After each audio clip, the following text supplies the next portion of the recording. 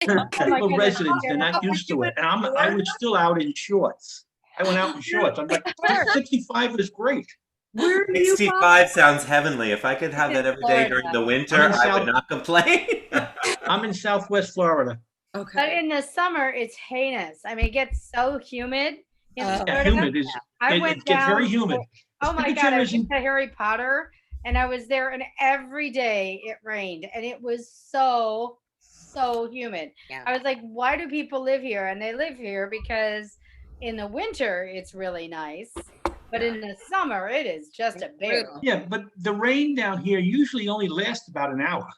I mean, it does rain. It I know it runs every day, and Well, sometimes 5 not out of even 7 an days. hour. Yeah, it runs 5 out of 7 days, but it rains only for an hour, and that's it. It dries up, and you're fine. Yeah, I loved it when I went to visit Hawaii. It rained the same time every day. You could set your watch to it. Like Oh my God. 3:15 to 3:30, it rained. And I mean, it was like clockwork. And then it cleared out, and then it was beautiful. It was the same time every day. It was just Aw, incredible. That's nice. Yeah, right? Yeah, you can Plan everything around it, right? Yeah, Yeah. yeah. Yeah. Yeah. And then it was 82 degrees, no humidity, light breeze. I mean, it's just amazing. That's the thing. Humidity kills me. Like Lynn saying, Yeah. like, Yeah. and I mean, our summers in Yeah. Pennsylvania and New York are the same. The humidity is always like 89, 92, Yeah. 93%. And it's just Yeah. miserable. You know, you And at night, the Florida- temperature doesn't go down My that dad, much. though, used to live in Texas, and I have to yeah, say, forget it. it doesn't matter. He would say it would be 110, and he'd say, "But there's no humidity." I said, "Yeah, but it's like walking through a blow dryer. It's Yeah. not, Yeah. At a certain point, it doesn't matter how much humidity it is. It's still 110." Yeah, that's Well, what I used to say to my I- friends in Phoenix. The Mhm. ones in Yeah. Phoenix, I would always go say, how can you work here? It's 110, 115 degrees. And they always said, you go from an air-conditioned car to an air-conditioned office, back to a car, back to your home. Everything is air-conditioned, so Yeah. it's Yeah, not for me. It used to be. I mean, I will say though, whenever I mean, I'm in Scottsdale right now, just like north of Phoenix, but yeah, Mhm. I will say when it gets into the 120s, it's like, forget it. Like I It's not. still respect it. Yeah, you don't care if there isn't any humidity, right? I know. Well, Right. Yeah, it's like heat is heat at that moment. Right. That's right. 120 is 120. Yeah, 120 is a little bit too much. Yeah. Jack just sent an email to all of us. He has a procedure until 7:30 Central Time. He's feeling okay, no appetite and tired. If there's a video, send. Hello to all. Oh, okay. Oh, Aw. Thank you, Jack. Well, there's our answer, right? I know, poor guy. Yeah. I'm waiting for a bill. I think he's the iPad device, but I'm not sure. I'm texting him.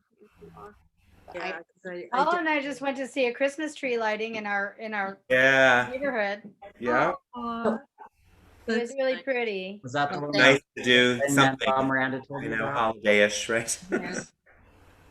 That is nice. Paul, are you I up was in, there, you're up in Inwood Mrs. too? Claus. Yeah, I'm right by the cloisters. Yeah, Okay. Oh, yeah.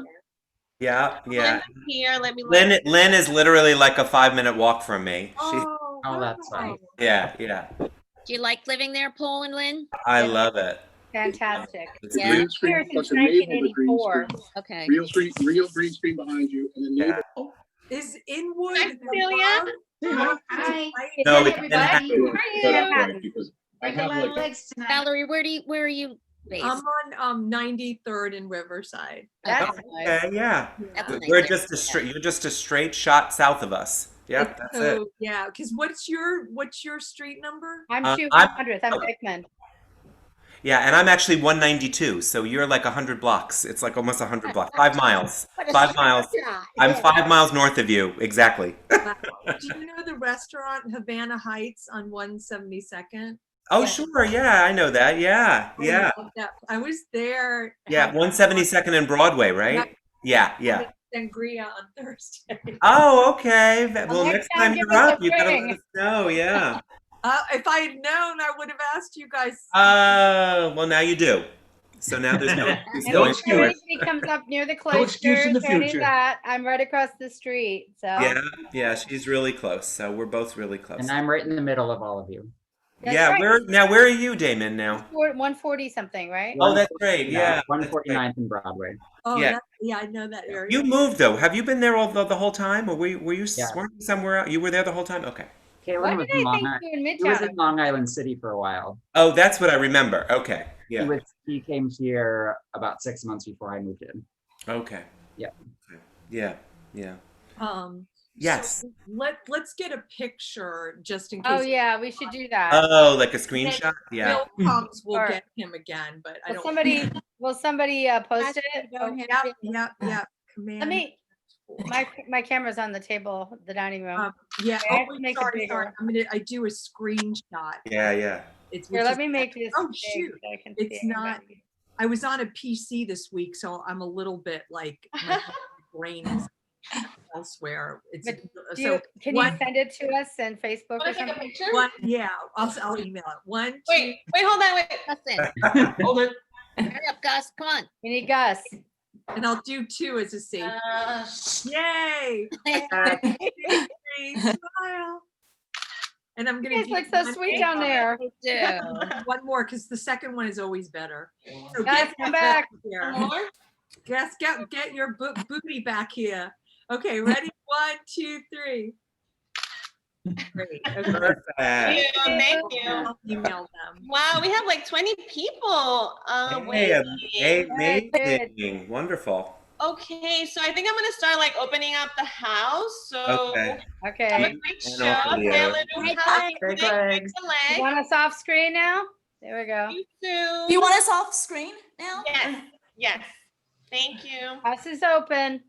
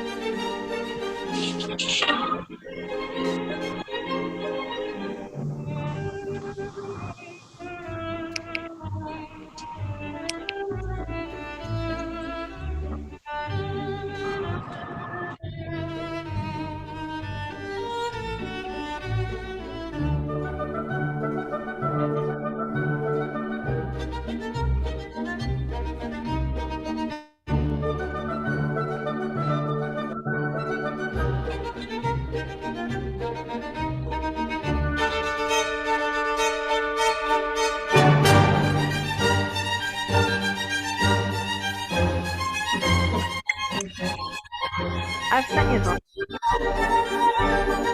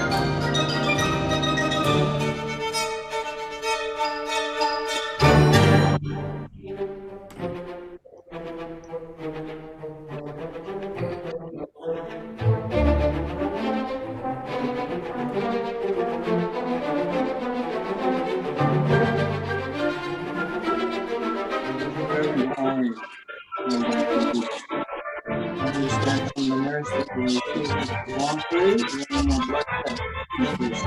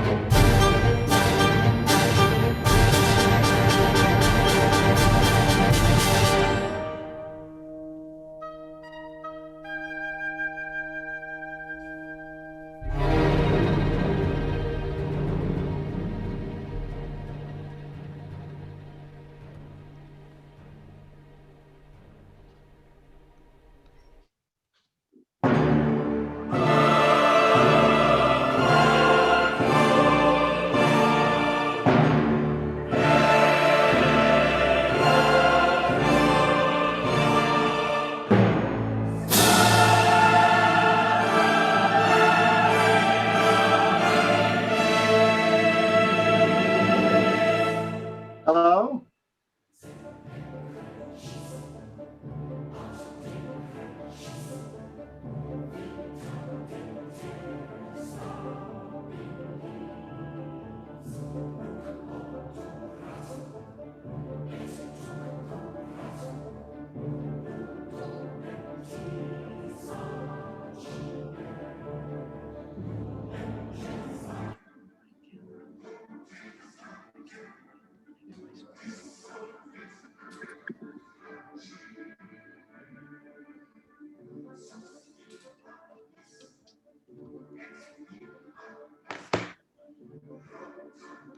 Diana Mullman.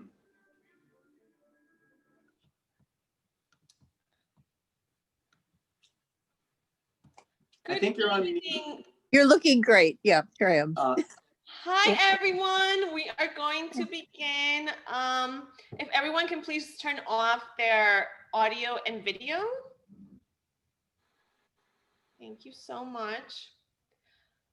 Thank you. Good evening. Welcome to Genoveva's productions of the Unhinged Gate reading series. My name is Julia Genoveva. Thank you so much for being here with us tonight.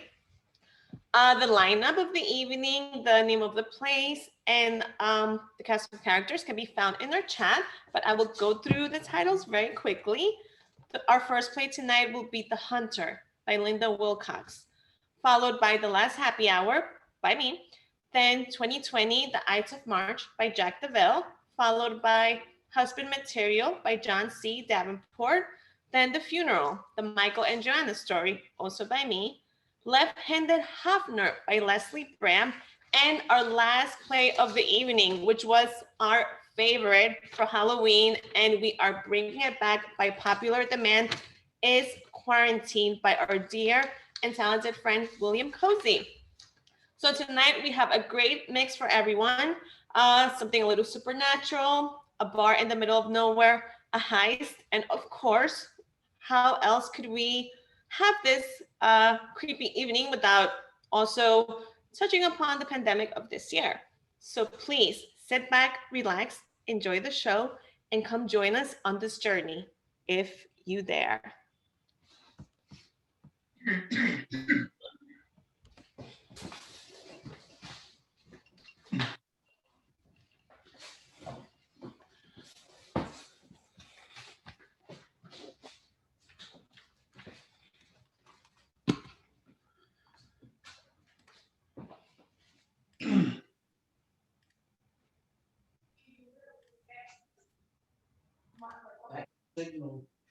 Our first play, The Hunter by Linda Wilcox. Mid-October, the Adirondacks near Lake George, New York Sheriff's Department. Seated at table center is Hank Richardson. Sheriff with folder in hand, walking in from down left, sits. Mr. Richardson, I'm so glad that you could come back again today. Coffee? No. Why did you want to see me again? I told you everything I know. I'm beginning to think that you think I killed him. Oh, no, Mr. Richardson. I don't think that at all. I just want to hear the story all over again. See, I think there is something that was left out. I want to make sure that you have all the facts, that nothing is missing or I forgot or anything like that. Well, okay, first call me Hank. Second, I told you everything more than once. Don't stare at me like that. Well, see, I'm staring because I think there is something else. Something that you were blocking out because it scared you too much. I don't take you as a man who scares easily, especially one who practically lives in the woods and spends most of his time up there. You're correct, I don't scare easy. But you never go in the woods without a weapon, a rifle, a bow, a knife, something to protect yourself. You learn that when you're young. Protect yourself from what? Animals, other hunters? Tell me, please.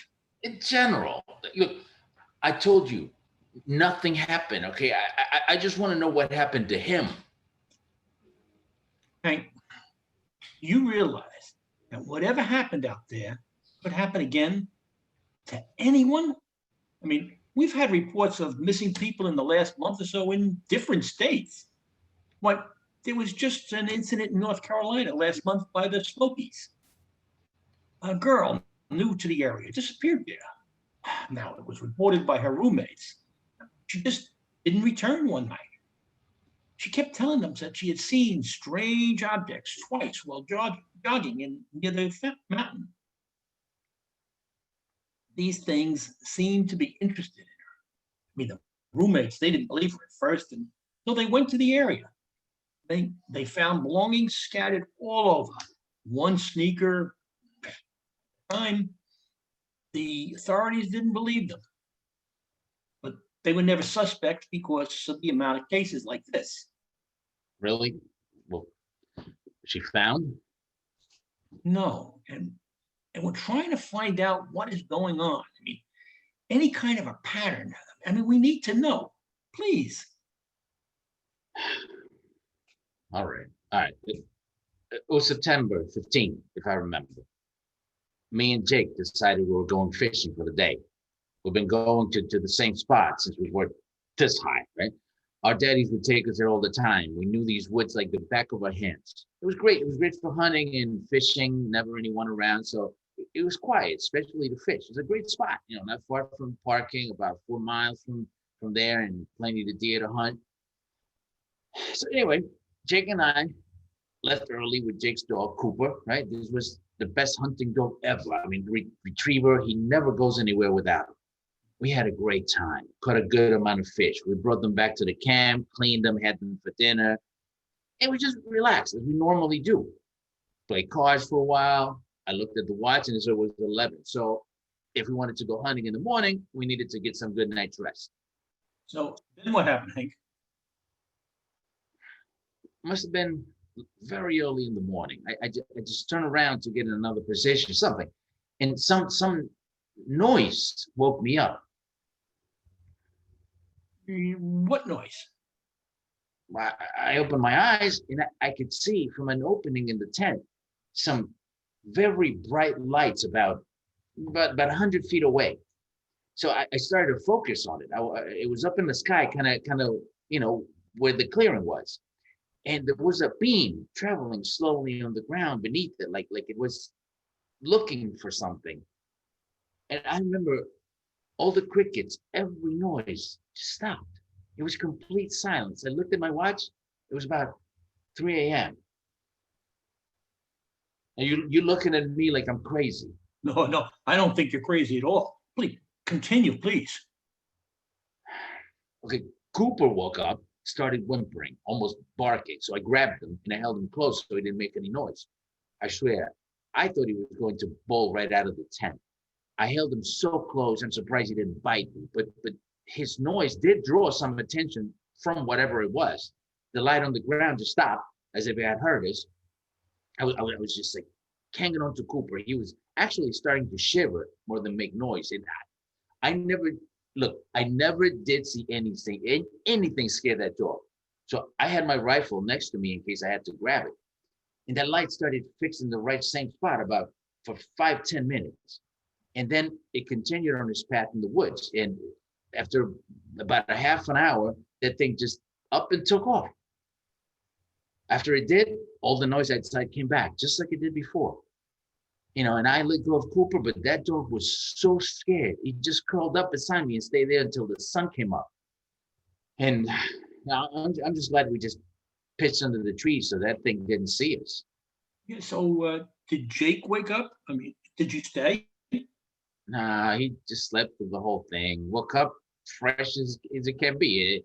I never did tell him what happened, because Jake wasn't in the best of health. He's overweight, never really took care of himself. It was a good walk from the car and we could rest if we needed to. I didn't want to alarm him. I never said anything. He wanted to go hunting, but I told him I really didn't feel well and I just wanted to leave. He understood. He said I looked pale as a ghost.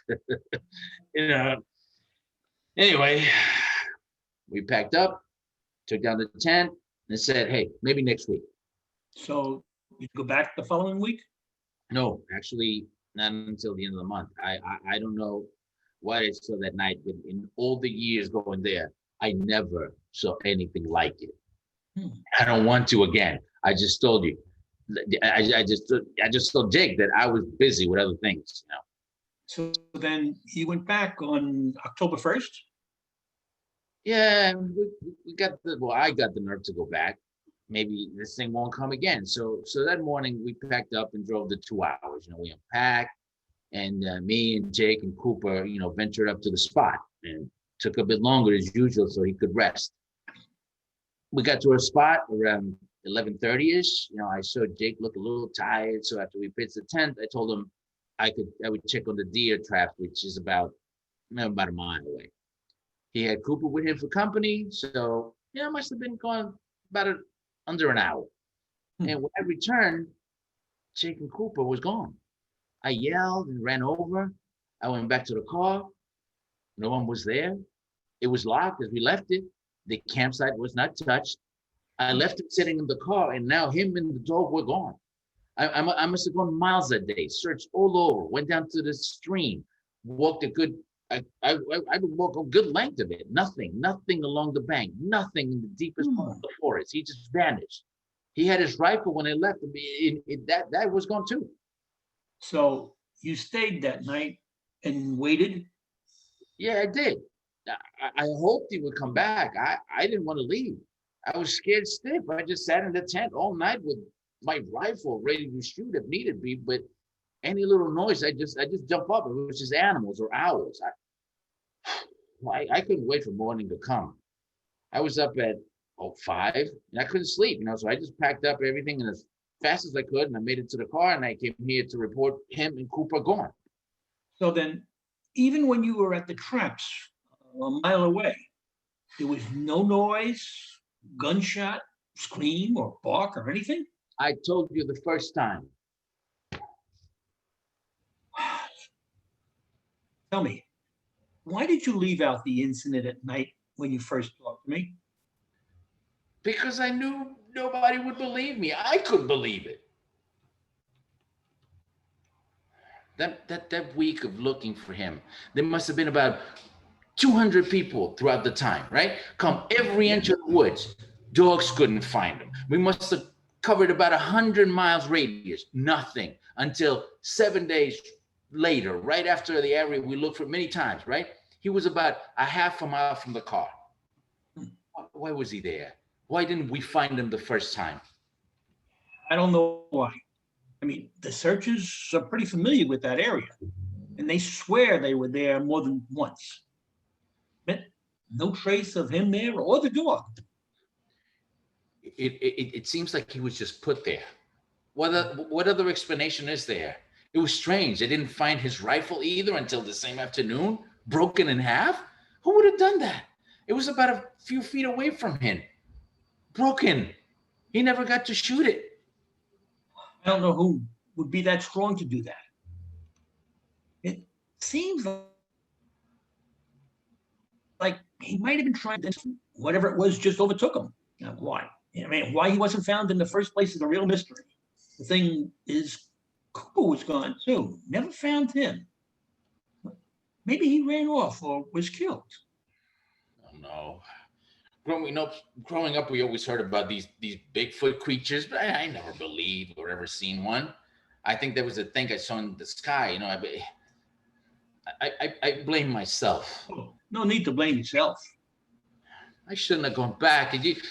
I should have just told Jake the truth about what happened that night. None of this would have happened. Something had to be pretty damn strong to break a rifle in two, Yeah, I mean, I was baffled by that myself. Where did his shoes go?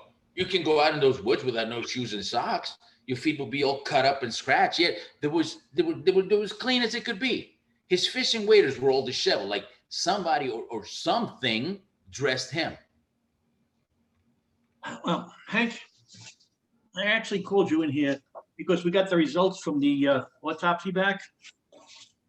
We did a search, and you were right. There is no other family. I mean, you are the closest person to him. So I felt that you should know what the autopsy showed as cause of death. Now, when we found the body, it was 7 days later, right? Well, he was only dead about 1 day. What? Where was he then the whole time? What, was he wandering around and we missed him and he just died? That doesn't make sense. And the shoes, he could have been walking around without them and his clothes. I mean, somebody had to have attacked him. And Cooper, that dog would have given his life to save Jake. There was No remains, even if he was dead. No tracks or anything disturbed was found. I remember that face laying there with his eyes wide open, not even closed. Any marks on him? You say he was shot or stabbed? I mean, head injuries. If an animal attacked him, they leave evidence, right? There was no sign of struggle. It's true. They found no gunshot wounds, stab marks, strangulation, animal attack, or anything physical. There were no bruises on him either. What they did find as a cause is called stress cardiomyopathy.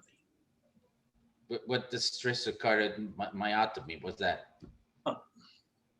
It is a condition that anyone can experience from something intense happening to them. I mean, you don't even have to have a heart condition either. So, did he have a heart condition? I don't understand.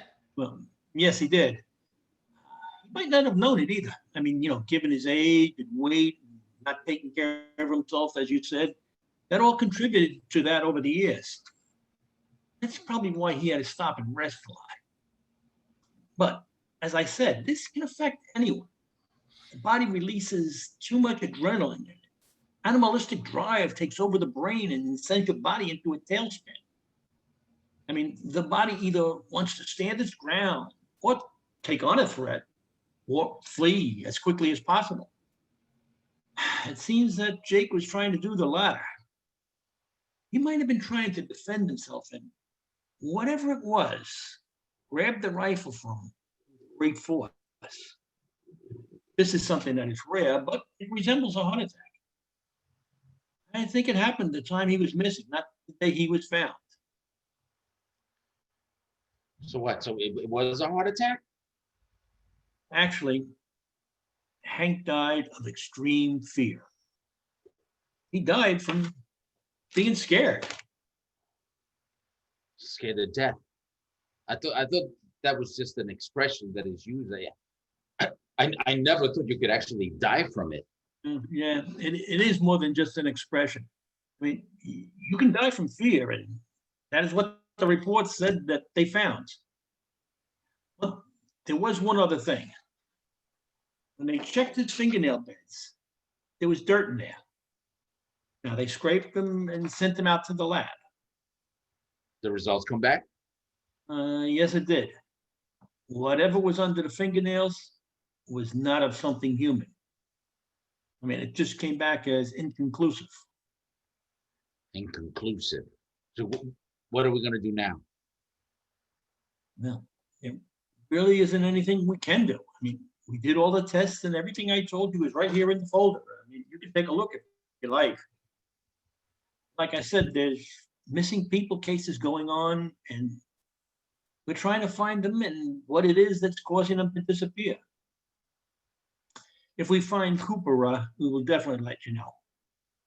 Right. So now that you have the autopsy report, is this going to be on the news like all the others? He didn't deserve this. He was a good man. He was a good friend. Well, when he was missing, it was treated like any other missing person to the media. When he was found, it was reported as such also. This is a little different situation, of course, with it being unexplained. So we're going to be as careful as can be as to how we report this. I don't want no public alarm. I don't think I can ever go there again. No one should be allowed there. I don't want anything like this to happen to anybody else. It's not the same anymore. I can't go hunting and fishing again. Well, the entire area is closed off, and it will be for some time while the investigation is going on. And not to worry. And again, I'm really sorry for your loss. There anything else?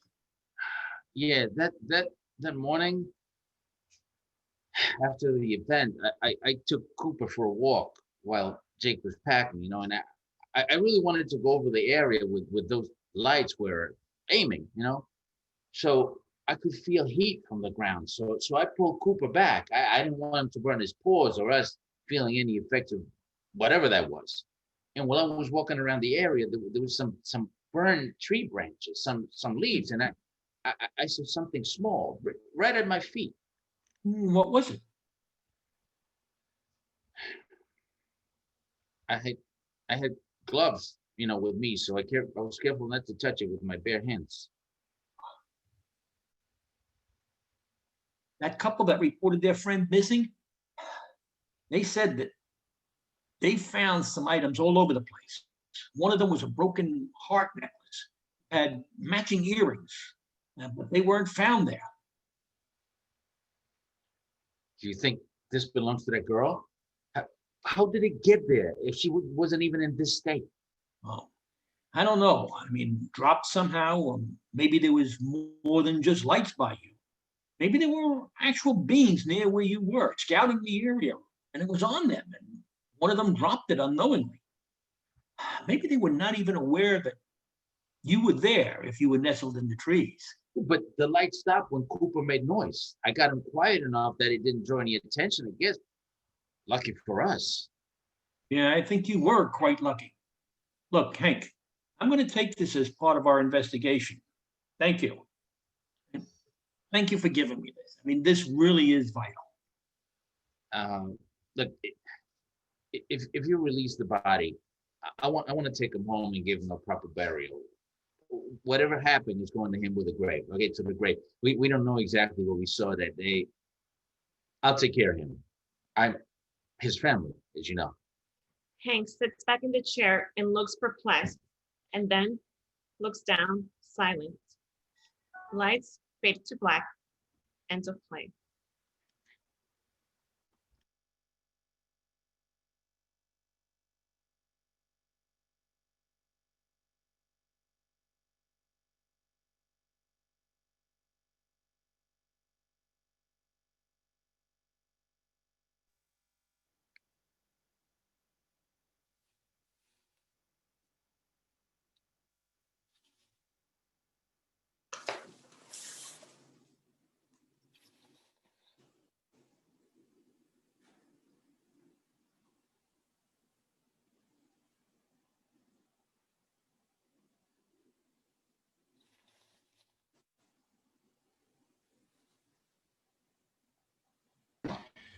The Last Happy Hour by Julia Genoveva. Setting, present time. Lights up. New York City, Hell's Kitchen. It's Christmas Eve. Snow flurries are starting to fall on the ground. Alexis, Shannon, and Rita are walking around. Alexis' cell suddenly makes a ding sound. Oh, wait a second, guys. I think I just got a text. Alexis flings she takes out her phone and reads the message to herself. What a fucking asshole! Alexis flings her phone and hits the ground. The screen cracks and the battery bursts out. She bends down and tries to rescue the tiny pieces of what used to be. Oh, fuck. I didn't mean to do that. Shit! This is the new iPhone 12. I'm so dumb. I mean, I meant to do that, but not that. Shannon and Rita help her get up from the ground. What has gotten into you? You broke your phone. No shit, Sherlock. Who was that? Michael. He said he doesn't want me to meet his family tomorrow and that he wants to break up. I mean, I could have been married to a doctor. Oh, that came out of left field. After 1 year, he has the nerve to break up with you over a text message? Unreal. Our society doesn't believe in basic human courtesy anymore. I need a drink. Great idea. Maybe you can call him when we're at the bar. What? No way. Let her keep what's left of her dignity. So, here's the deal. We can go and have a glass of wine or two, and then we'll have to get onto the train to Jersey in 2 hours. My parents will kill me if we're late. Dinner is at 7 o'clock. Deal? Deal. That place looks interesting. She points to a bar across the street with a sign that says, The Last Happy Hour. The Last Happy Hour? What the hell? We're too dressed up for this place. Don't you think it looks a little divish? You know what? At this point, I'll take anything. These heels are killing my feet. And look at the happy hour special. We can get a nice little buzz for cheap. Just saying. They cross the street and walk inside. There are no customers. The place has a very rustic Western vibe. The lights are very dim, and each table has a red lamp. This is a little creepy. Yeah, maybe we should take a rain check on those drinks. It might be something, you know. Jacqueline jumps out from behind her. Hello, ladies. Happy holidays. Not leaving so soon, I hope. We thought you were closed. Closed? Not on one of the biggest holidays of the year. While everyone else is sleeping, we're working. We are open for service. Please take a table, any table, and make yourselves at home. I'll be right back with the menus. Jacqueline exits. Rita, Alexis, and Shannon pick up a table in the back. They take off their coats and settle in. I've never seen this place before. Have you? Have any of you guys? I mean, this looks really creepy. Jacqueline sneaks back in and stands over them with the menu.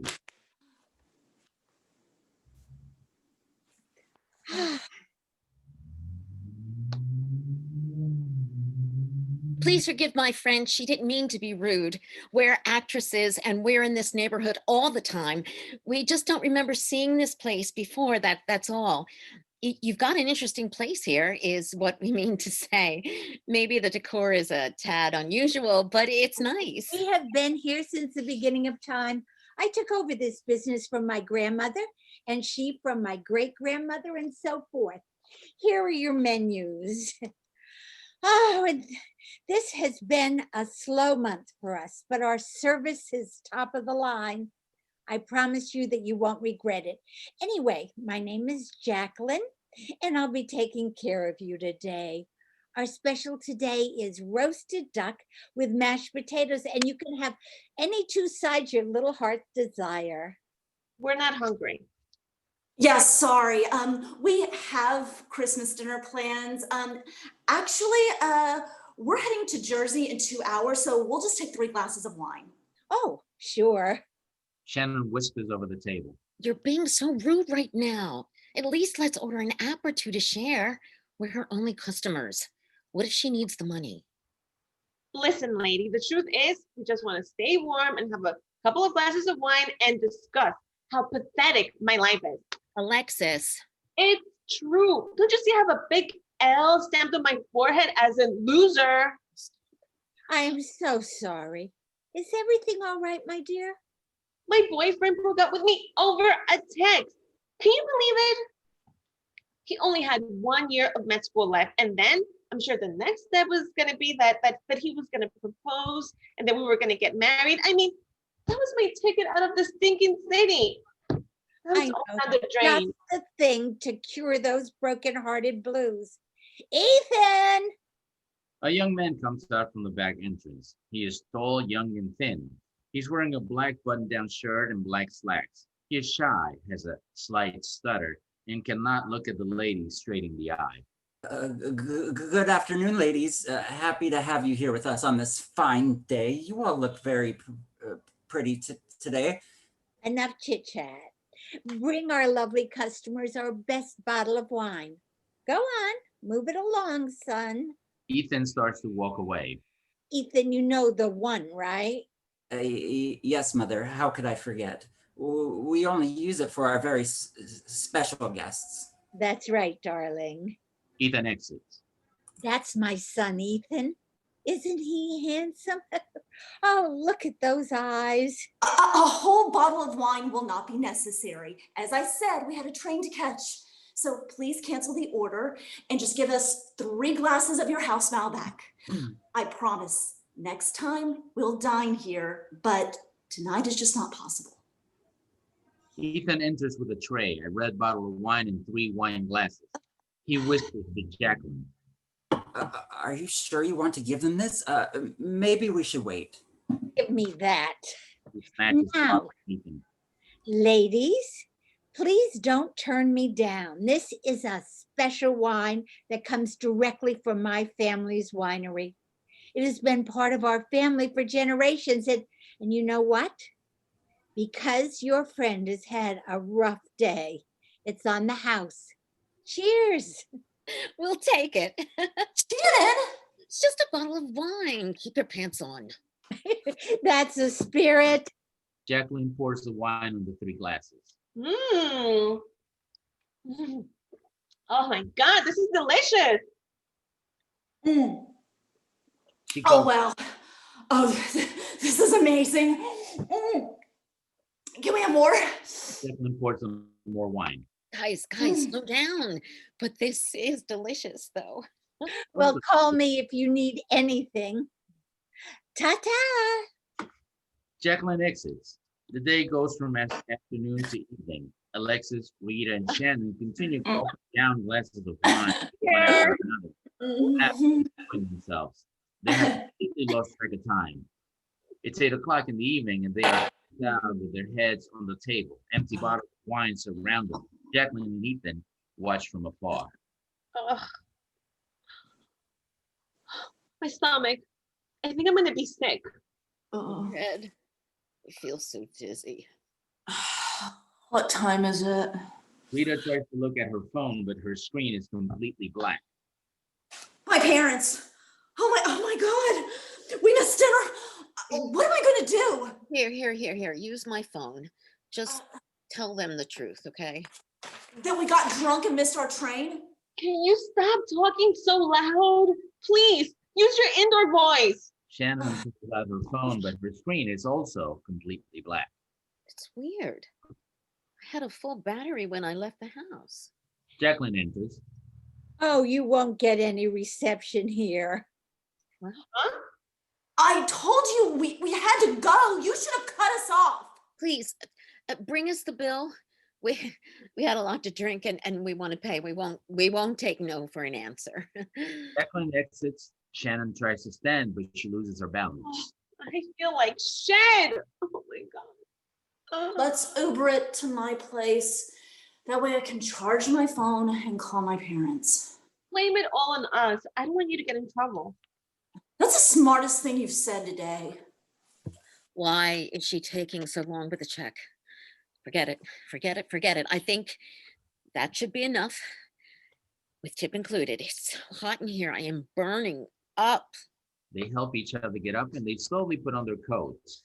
Then they open the door. We're in midair. Oh God, it must be thousands of feet off the ground. We're flying. How's that possible? The board tilts to the right and they lose their balance. Jacqueline enters. This is my spaceship. You have been selected for the HR2 experiment. This is an extremely important mission as the portal of our galaxy only opens on December 24th and only for 24 hours. We have 24 hours in human time to do the most important work of our species have ever encountered. But what have you done to us? I want to go home now. You're no longer on planet Earth. Planet Earth? This is completely absurd. What are you talking about? Ethan enters. Mommy found me a girlfriend. Mommy found me a girlfriend. We will be reaching the planet Arrakis in 2 minutes. You fucking lunatic. The cops will be here so fast that it'll make your head spin. I will go out on the streets right now and scream bloody murder. How dare you talk to my mother, the beautiful queen of Arrakis, this way? Hush, hush now, son. Please don't interfere. You will have your time with each as soon as we arrive at our destination. I can't see. My vision is blurry. My mouth feels so dry. I can't feel my legs. Shannon and Rita are on the floor. They are getting weaker and weaker and they are not able to move. Get up right now. I can't. I'm in so much pain. What was in that wine? What did you do to us? Alexis falls to her knees. My arms and legs feel so numb, so numb. Every century, my son and I travel to planet Earth to try to find him the perfect mate who will give birth to the hybrid Racket's 2 offspring, an offspring that is half our kind and half your kind. Our previous 2 missions were unsuccessful, but this century we got very lucky. One of you will give us the offspring that will take our species to a new level. My legacy will be fulfilled. Humankind, as you know, it will be extinct, and we will take over the entire universe. Help. Somebody help. Alexis, Rita, and Shannon are now unconscious. We're here, Mom. We're here. He gives Alexis, Rita, and Shannon each a kick. They're sleeping, I guess. The spaceship lands and the aliens are chanting, Queen Rackers, Queen Rackers. We're home, son. Open the door. Yes, Mother. Blackout. End of play.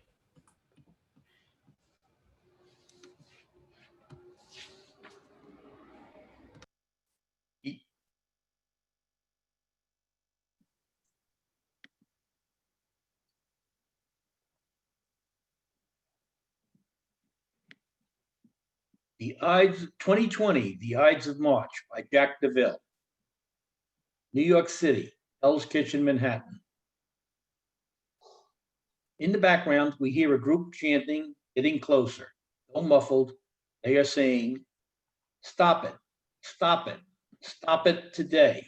Drink Corona beer, send the virus away. This repeats over and over, faintly in the distance. Scene 1, March 15th, 2020. Shut the door, Brendan. Bolt the windows. We need to join them. No, Mom, Brendan, Mom's right. Close the door. That sound out there is the sound of an angry mob, obviously panicked by quarantine. Here, take this. Their germs are flowing through the neighborhood through sound waves. They're still a block away. Brendan, close the stupid door, okay? Oh my God. The germs, they're infiltrating through our pores, our ears, before we can even hear, even see the maddening crowd. Brianna, do you have more sanitizer? If the bottle starts covering her ears with liquid. Mom, it's for your hands. Brendan, it'll cleanse anything of this dreaded disease, no matter where you put it. Did you hear that, Brendan? Germs travel faster than the speed of sound. Now close the damn door. Okay. Slams the door. You two calm down. I am calm. But if you slam the door one more time, I am not joining this panic-stricken mob. Yes, they're panicking, it seems, but they are keeping a social distance of 6 feet. Listen to yourself. Take their side. Grabs a liquor bottle, a face mask, and eye mask. I am going to crawl under the bed. Come get me when there's a light at the end of the tunnel. He exits. Chant from the crowd is closer and more easily understood. Stop it, stop it, stop it today. Drink Corona beer, send the virus away. It repeats. That's not a maddening crowd. There's one crazed dude selling beer from the bed of his pickup truck, blasting away strange music and showing a weird dance video. You're a sicko, you know that? Getting everybody all hysterical by the pandemic? You're making all this panic on this, what would otherwise be an affluent neighborhood.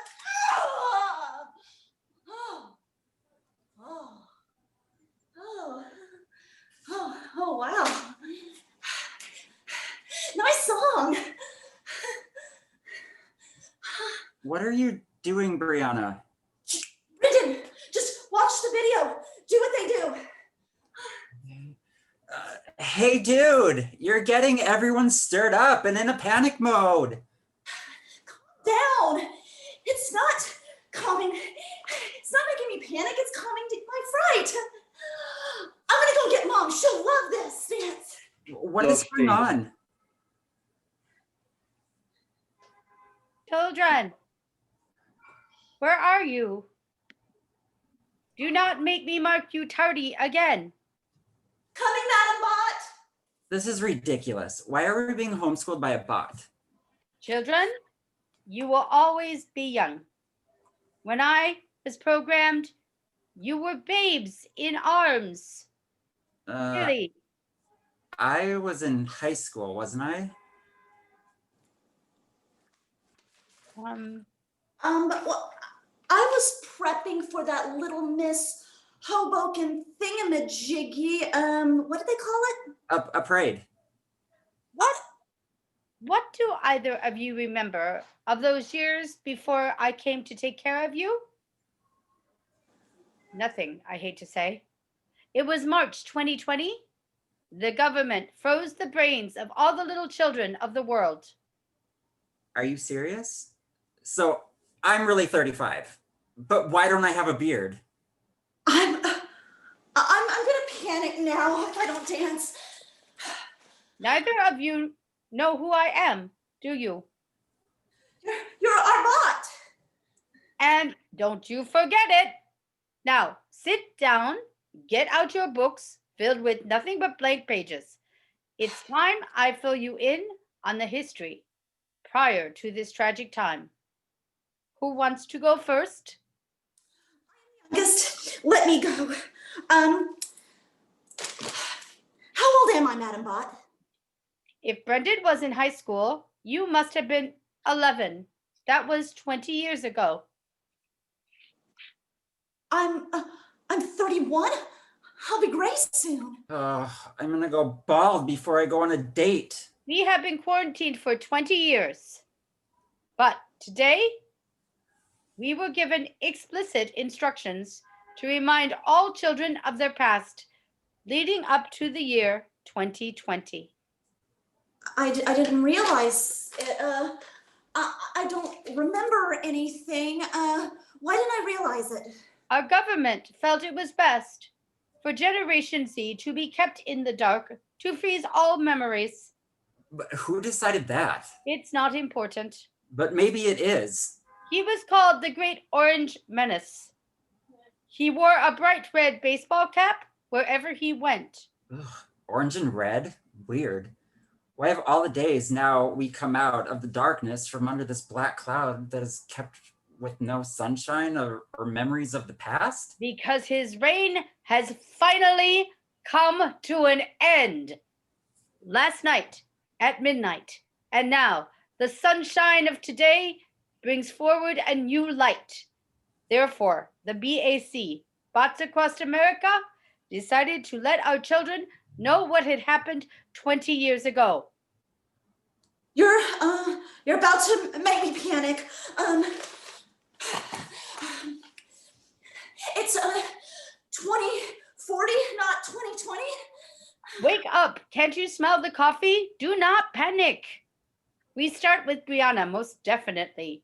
Brianna, the Miss Thingamajig was not called a parade, but a pageant. Let me get a Wikipedia readout from Google on this. Pushes a button on her robot body, and we hear the results being produced. It was a public entertainment. Well, what does that mean? The last thing that I remember, there was no public anything.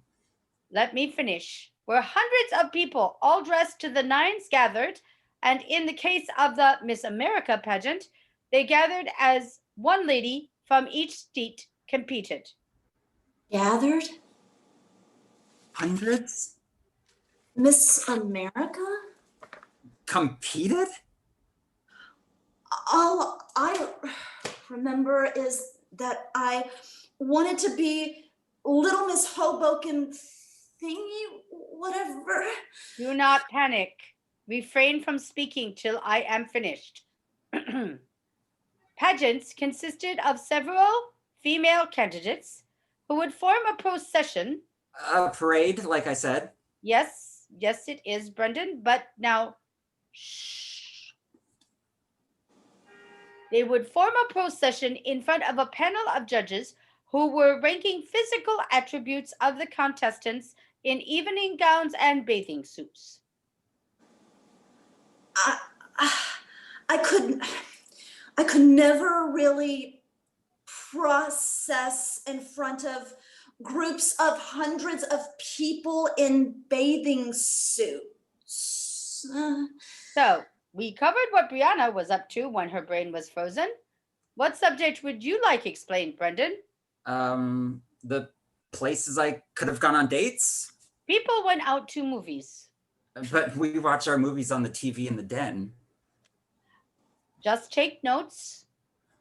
You could have gone to places called theaters, where screens were bigger than in home. Bigger than 72 inches? Sorry, that was a question. Many theaters did live plays and musicals on stage. You've read many of the classics, I believe, like Death of a Salesman? What's a salesman? Oh, sorry, that was another question. There were many types of salesmen at one time. Traveling salesmen who went from door to door.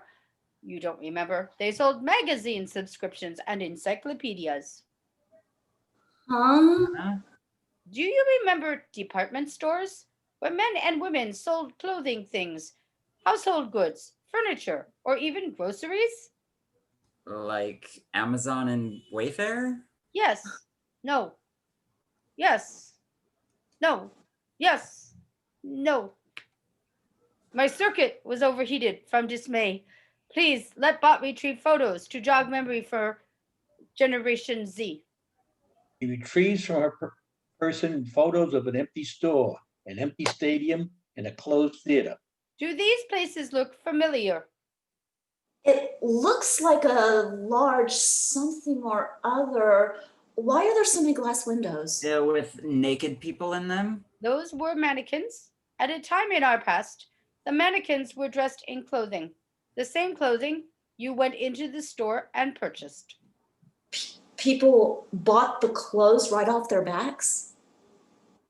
No. What about this? Closed stadium. Did farmers sit in those bleachers and watch their crops grow in that field? That's what you seriously think this looks like? Yeah. Well, this photo must have been taken during the off season. There were no farmers and no crops. It was a stadium. Thousands of people to come together to watch their favorite sports like football, soccer, or rugby. Mass gatherings? Shameful. Oh, I would have loved to go to a stadium and maybe play a video game of Crossfire on that field. I could see myself with my laptop solving crimes with Agent Alice in the stands. What about this last one? A picture of the outside of the Winter Garden Theater in New York City. Oh, don't tell me. It's a. Oh, I saw a photo of this on Google a couple years ago. 20. It's a theater.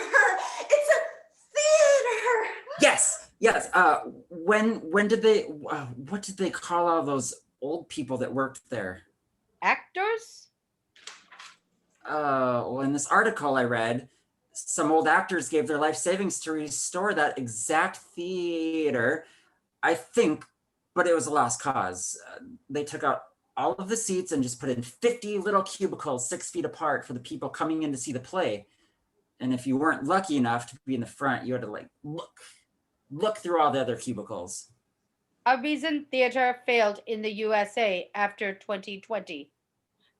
Your dad and I used to love to go to musicals, especially. In fact, he took me to Mamma Mia at this very theater. Our dad took you? Did I say your dad? I meant my dad, someone's dad. We changed subject. Fine. What I surmise, we remember only bits and pieces of that year 2020. What's been going on besides that orange menace with the red hat pulling weird pranks? Did I say weird pranks? If anyone's watching, I didn't say weird pranks. Fiona, all I know, parents everywhere told to keep children home until further notice, and we finally got notice this morning. But you're our bot, not our parent. I know, but Bob adults given responsibility to take care of you, feed you, while parents sleep under their beds. Eat? Good. I'm starving. You want homemade bread? Yes, I would love homemade bread with honey and smothered in butter. Let's go to store. We have granulated sugar left from many years and dry yeast, salt and vegetable oil, but I need flour. You not make homemade bread without flour. While gone, check that there is warm water. The recipe calls for warm water. Out of here. He's gone. I am really confused. I don't remember a thing since I was that little girl prepping for the Hoboken parade. Pageant. Right. Do you feel like we were born and lived only one day? Like, and then today a woman walks in and she says she's our bot, but she looks a lot like our mother. Damn, that is Mom. Is she okay? Mom, what's going on? Mom, why are you yelling? Where are you, Mom? Maybe she's in the bathroom. Brendan, Brianna, where are you two? Thought you were in the bathroom. I need to see you. I want to see you. Okay, Mom, where did you go? Oh, I'm in the living room. Where do you think I was? What's going on? What's going on? Look at me. Oh, my sweet babies. I'm not a baby. I'm 15. And I'm 11. I just had my birthday party about a month ago. And how many attended? Most of the class, but it was before quarantine, Mom, don't worry. Good. Sit down. Mom, I think that you're the one that needs to sit down. I You're had shaking something terrible. a nightmare. I was a robot and it was 2040 and you were still living at home and I was taking care of you. For you've been quarantined to remain children for the last 20 years. It was terrible. Your minds had been frozen and all you could remember were a few things about the March of 2020 and Brianna, you wanted to be in the Little Miss Hoboken pageant. I still do, but it got postponed. Hoboken's on lockdown. Yes. For how long? No one knows yet. What day is it? Right now, I mean. You're making me nervous. It is March 15th. It's the same day that you went to take a nap. In fact, only 45 minutes ago, Mom. It's the Ides of March. The day that strikes fear in the hearts of all superstitious people. You have never, ever been superstitious. The Ides of March has had a history of unfortunate events, like today. Well, it seems today is no different. March 15th, 2020, and our country is facing the most dangerous pandemic in 100 years. Now I'm superstitious. My dream, the nightmare, it's going to come true. Have your minds been frozen? What? Am I a bot? Do you know what a bot is? A robot, I think. Do you both know the purpose of a clothing store or a theater? Or how about a stadium? Yes. In my nightmare, it was 2040. And as I said, you hadn't aged, but your brains were frozen and you didn't remember ever going to the movies or went to see Beauty and the Beast at Broadway. Brendan, you didn't even recognize the picture of the home stadium for both the Jets and Giants. All these things have been shut down for the past 20 years. Football stadiums? Broadway? And every time you started to panic in this nightmare, Brianna, you began to dance. Really? I was on my way to the store to buy flour when I woke up. Like Pillsbury? Yes, to make homemade bread. Why would you make it now? Because the grocery store is out of breads of all kinds. It might have been a nightmare, but there is some truth in what I was seeing. Brendan takes a flower from the bouquet on the table. Here, if we listen to the CDC, the great health professionals, and follow their advice and plans, we'll see the light at the end of this darkness. I promise you, Mom. Hands the rose to her. Spoken like a true Generation Z. I love you, kids. Smells the rose. That which we call a rose by any other name would smell as sweet. The end.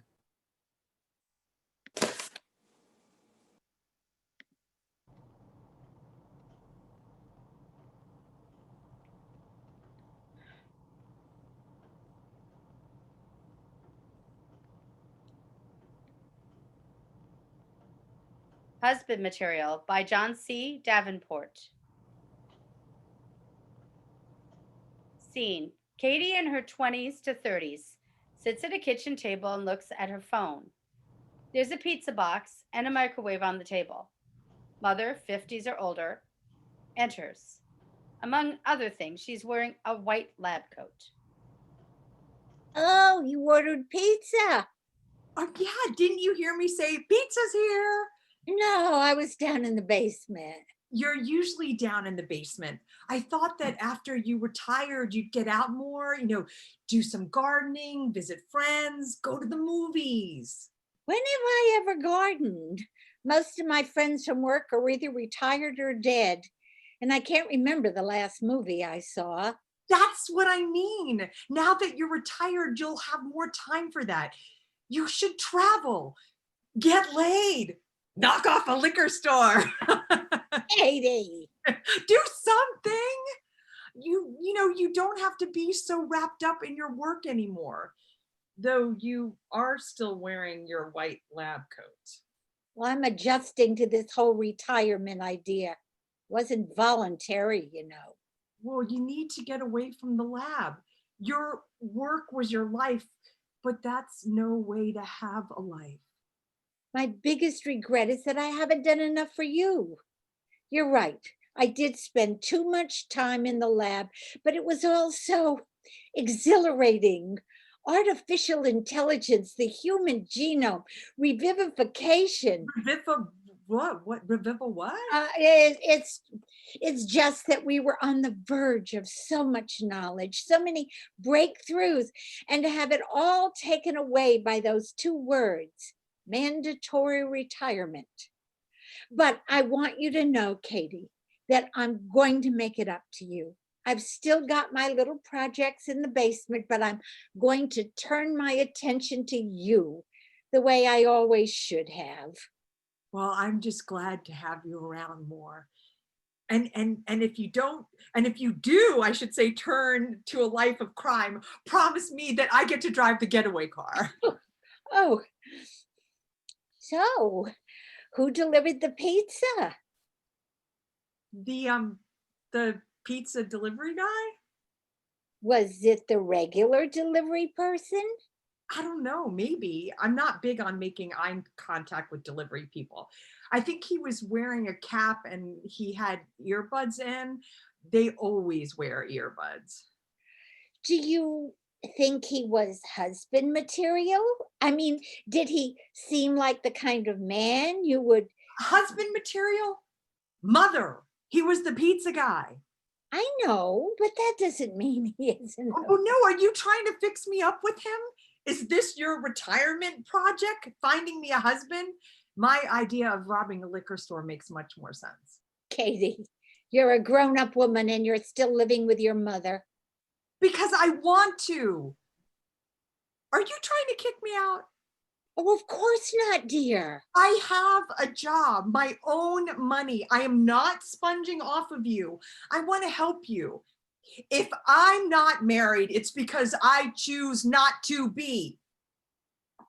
But do you really want to fix me up with someone who smells like pizza every night? Looking out the window. Why is his car still here? Maybe he's making a delivery down the block. But he left maybe about 2 hours ago. Katie, there's something I'd like to show you. It's something I've been working on. Great, great. As long as it gets you off the subject of marriage. You usually don't talk about your work. Well, that's something else that's going to change. I don't want there to be any secrets between us. I'll just go down to the basement and get him. He exits. Him? Takes out a couple of slices of pizza from the pizza box and puts them in the microwave. She pulls out. How warm some pizza for you? And should I put in a slice for him? Her back is turned when Mother enters with the pizza guy. He wears a cap and his earbuds, but he looks very disheveled, as if he's been badly put together, which he has been. Besides his clothes being mismatched, there are stitch marks around his neck and on his wrist, and he moves stiffly and looks stunned. Katie, I'd like you to meet. Katie turns around and immediately jumps back. Is that the pizza guy? Yes, some of him. I admit he does seem like he's not all there. What happened to him? Have you had him in the basement the whole time? Well, yes, I was getting to know him. Just putting the pieces together. The microwave timer goes off. The pizza guy starts shrieking. Down and sits him at the table where Katie turns off the timer. He's kind of jumpy. I didn't get a good look at him before, but I didn't think he was that Walking Deadish. Wait. You were getting to know him? You're not really trying to hook us up, are you, Mom? Well, I'm not trying to force anything on you. All right, let's see what the pizza guy thinks. Hey, Little Caesar, can you believe what she's up to? What's your take on all this? He stares straight ahead, mouth agape. What's the matter with you? Cat got your tongue? No, I'm pretty sure his tongue is still in there. Mother, what's going on? Do you remember Dr. Monroe from the lab? You're trying to set me up on a date with him? Isn't he a little old for me? Age isn't really the issue. You don't think so? I think Dr. Monroe is older than you are. No, the issue is that he's dead. Well, that won't look good on his eHarmony profile. As they talk, the pizza guy, mouth still agape, slowly looks around. He picks up a slice of pizza and tries to put it in his mouth, but misses, rubbing it into his cheek. Tries again at different points on his face or his head, with no success. Katie, this is serious. He died at work, just keeled over from a brain aneurysm. Oh, so tragic. I had always admired him. He was a fine man with a big heart, literally. The autopsy revealed that his heart was larger than normal, so I thought an organ of that size and strength shouldn't be wasted. Well, was his heart donated? Well, sort of. Well, what do you mean, sort of? Through a bit of deception on my part, which was rather clever, if I do say so myself. I kept it. Mother, what did you do with it? And then just last week, that nice Mr. Shelby across the street fell off his roof while replacing some shingles. Broke his neck, the poor man. But I had always noticed that he had such lovely hands. Mother, this is getting progressively weirder. And then this young man showed up at our door and he impressed me as being rather handsome, though I suppose I should have removed the cap and those thingies in his ears. So this is one of your little projects in the basement? And in case you haven't noticed, the garbage isn't being picked up as often.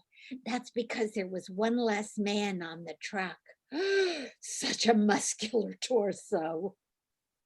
You have been collecting husband material? Oh, you could look at it that way. I wanted him to have the best features. Katie turns away. One of the pizza guy's hands falls on the floor.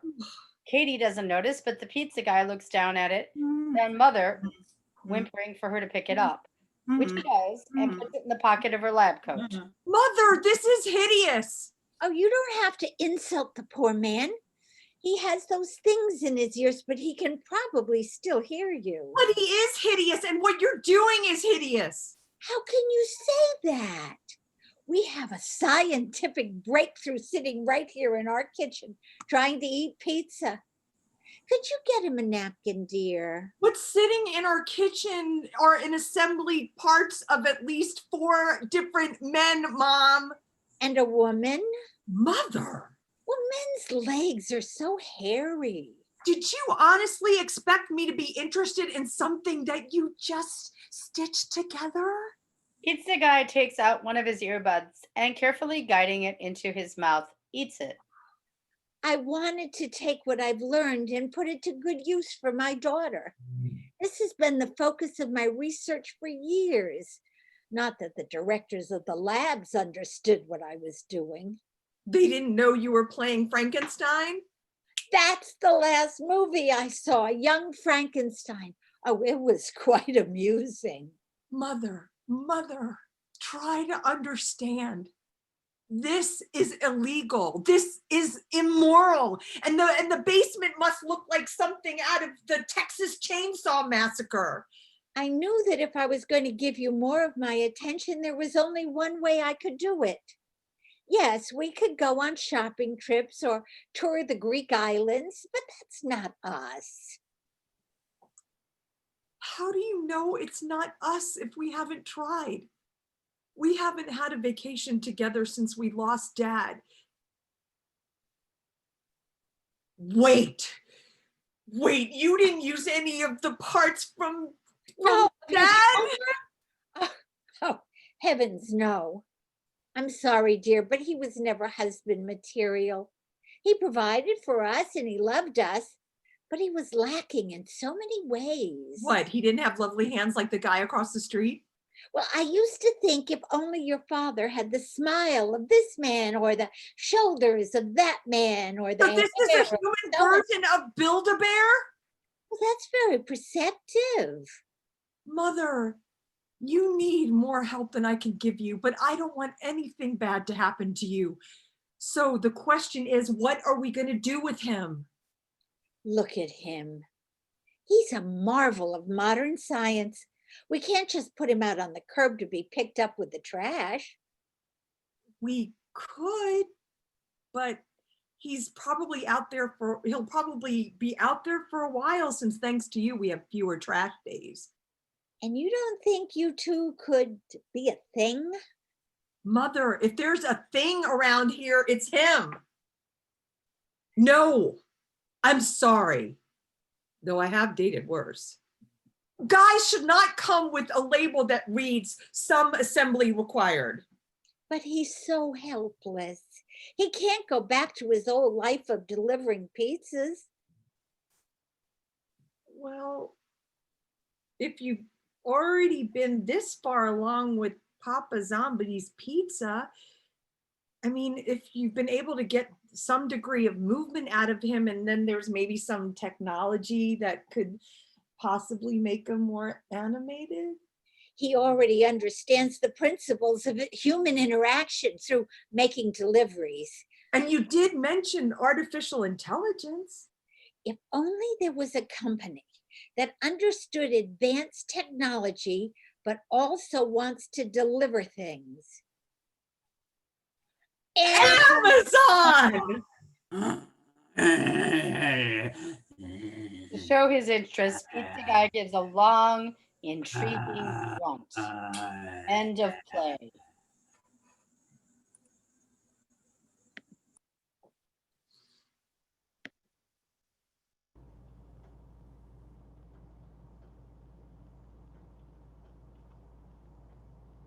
The Funeral, The Michael and Joanna Story by Julia Genoveva. Michael and Joanna enter, all dressed in black. They have just come from their father's funeral. So I'll come and pick you up around 9 tomorrow morning. Try and get some. Right back to business, huh? What are you talking about? This is what it took for you to finally come and see us? The busy schedule finally freed up? How convenient. I spoke to him every day. Every day. I guess being in New York all this time has really damaged your memory. Or maybe you've just recreated new memories so you can sleep at night. I know why you're here. I'm hurting as much as you are. God, Joe, I haven't seen you in so long. Why do you want to argue now? Dad is gone and he's not coming back. Can we please just put the past behind us? Looking at you makes me sick. Joe, I'm sorry. I tried my best. You were gone the whole time he was sick and never lifted one finger for him, never. One visit. I can't even remember the last Christmas or holiday card, birthday card that I saw from you. You couldn't even do that. You had no idea how much it hurt Dad. I mean, he was pretty sick, but he knew what was going on. So now an apology is going to take all the pain away? Erase all the years that you never came back home? Unbelievable. I don't have time for this. I'll pick you up tomorrow. We'll go and see the lawyer, and after that, you will never have to see me again. Michael exits. The next day, there is a knock on the door, and Joanna answers it. Michael answers. He's wearing the same clothes as last night. He looks very sloppy and messy, the extreme opposite of last night.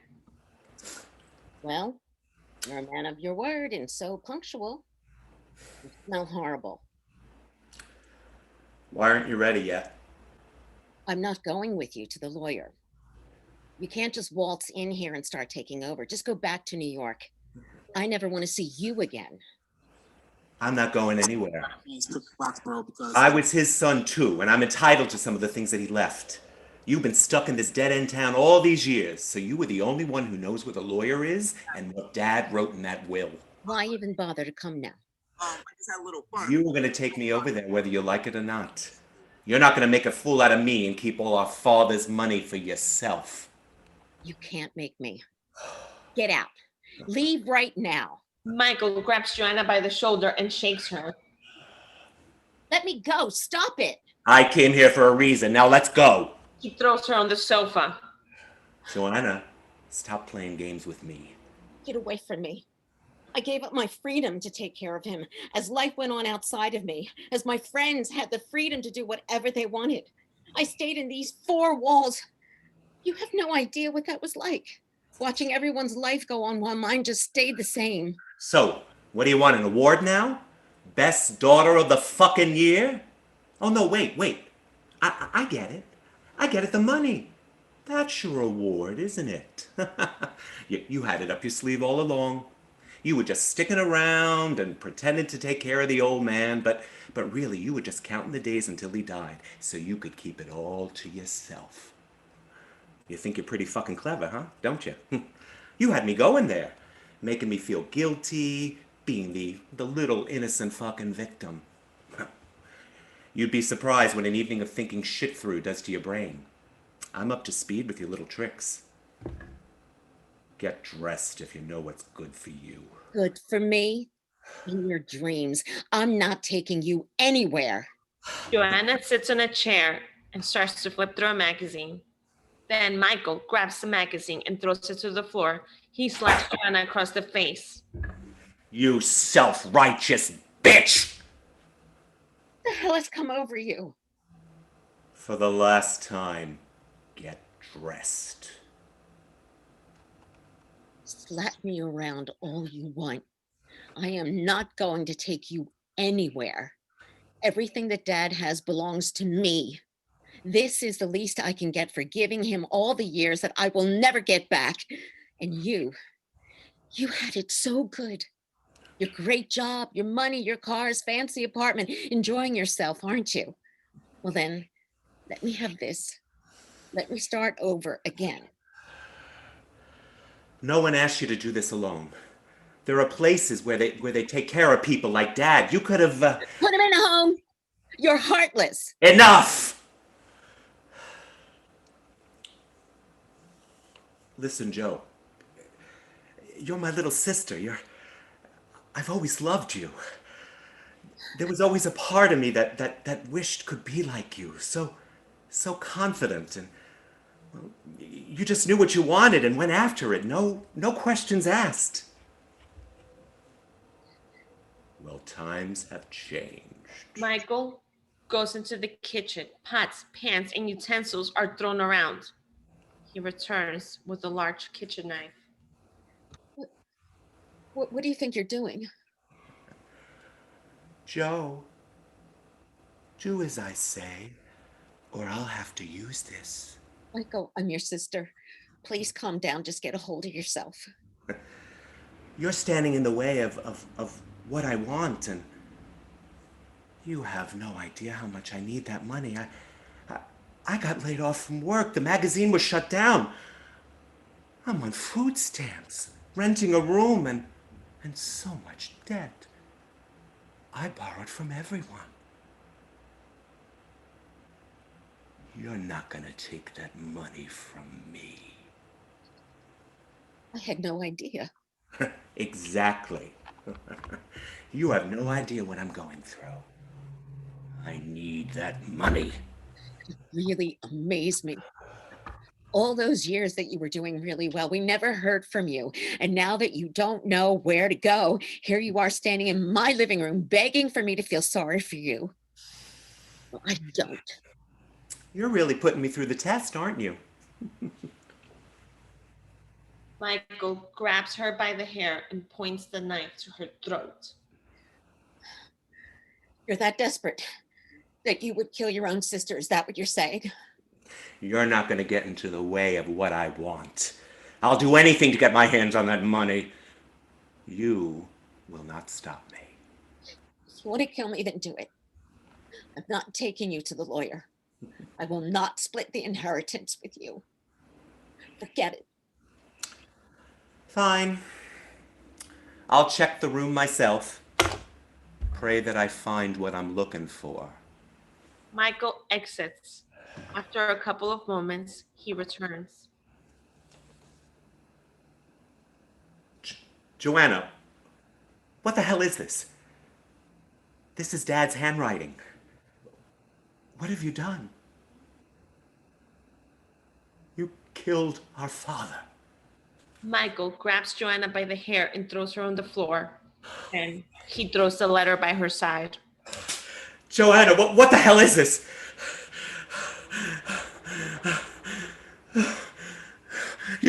You were never going to tell me about this, were you? I want you to read this aloud. No. Do it! Michael pulls her by the hair again.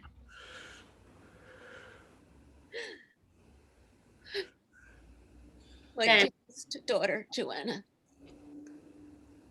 I know this has been very rough for you. Thank you for taking care of me and sacrificing your dreams and putting them aside for me.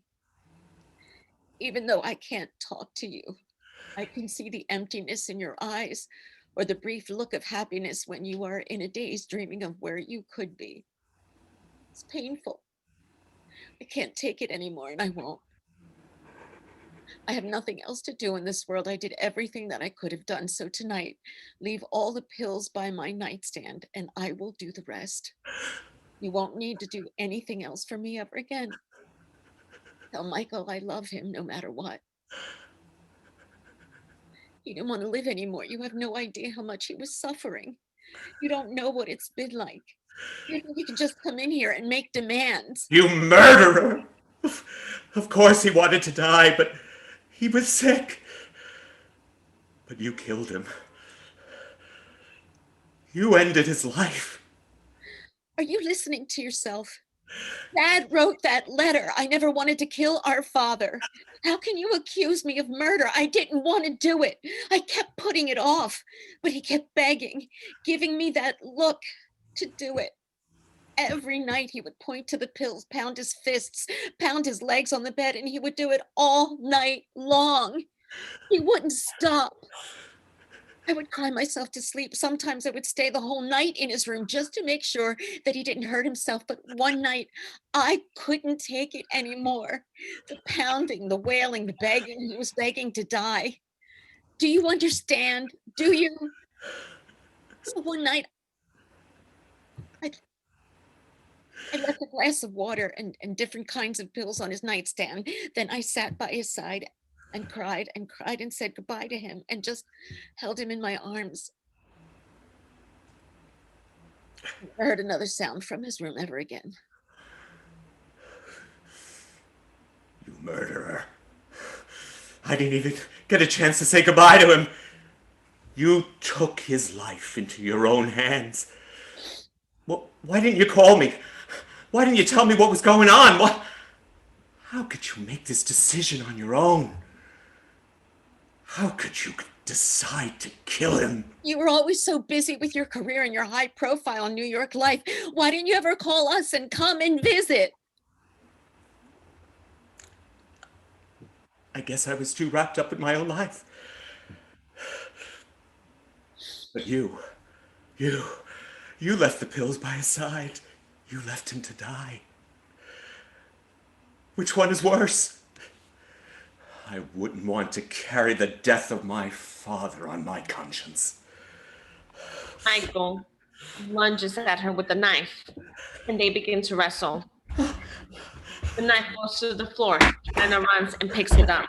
Now I have it.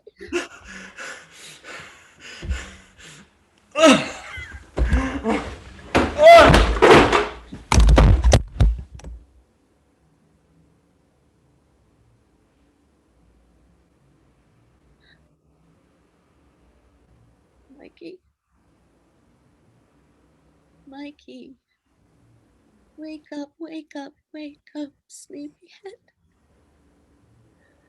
Where are we going? To Paris? You knew it. Where's Daddy? Oh, that's right. He's in the office getting ready for his big meeting, okay? Okay, I'll be a good girl. Just sit here and wait for Daddy to come home. And then we'll all be going to Paris. We're going to have so much fun. So much fun.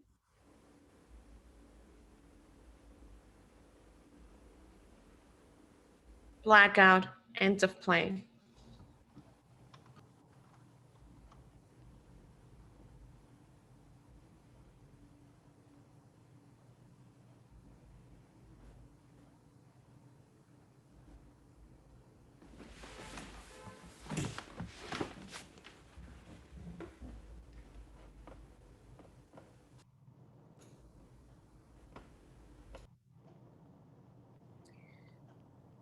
The Left-Handed Hoffner, a short play by Leslie Bram. From the black, we hear the Beatles' song, Rain. Spotlight comes on up on Valerie. This is a story about my friend, Rigby Mack. Her husband, David, went from this vibrant and vigorous guy to 93 pounds in adult diapers in a matter of a week. See, when someone you love is dying, your spirit gets swallowed up. Death devours any time you might need for yourself. They fought that day. Both said things that they didn't mean. So she slams the door and goes to Strawberry Fields to clear her head. Spotlight comes up on Lucy.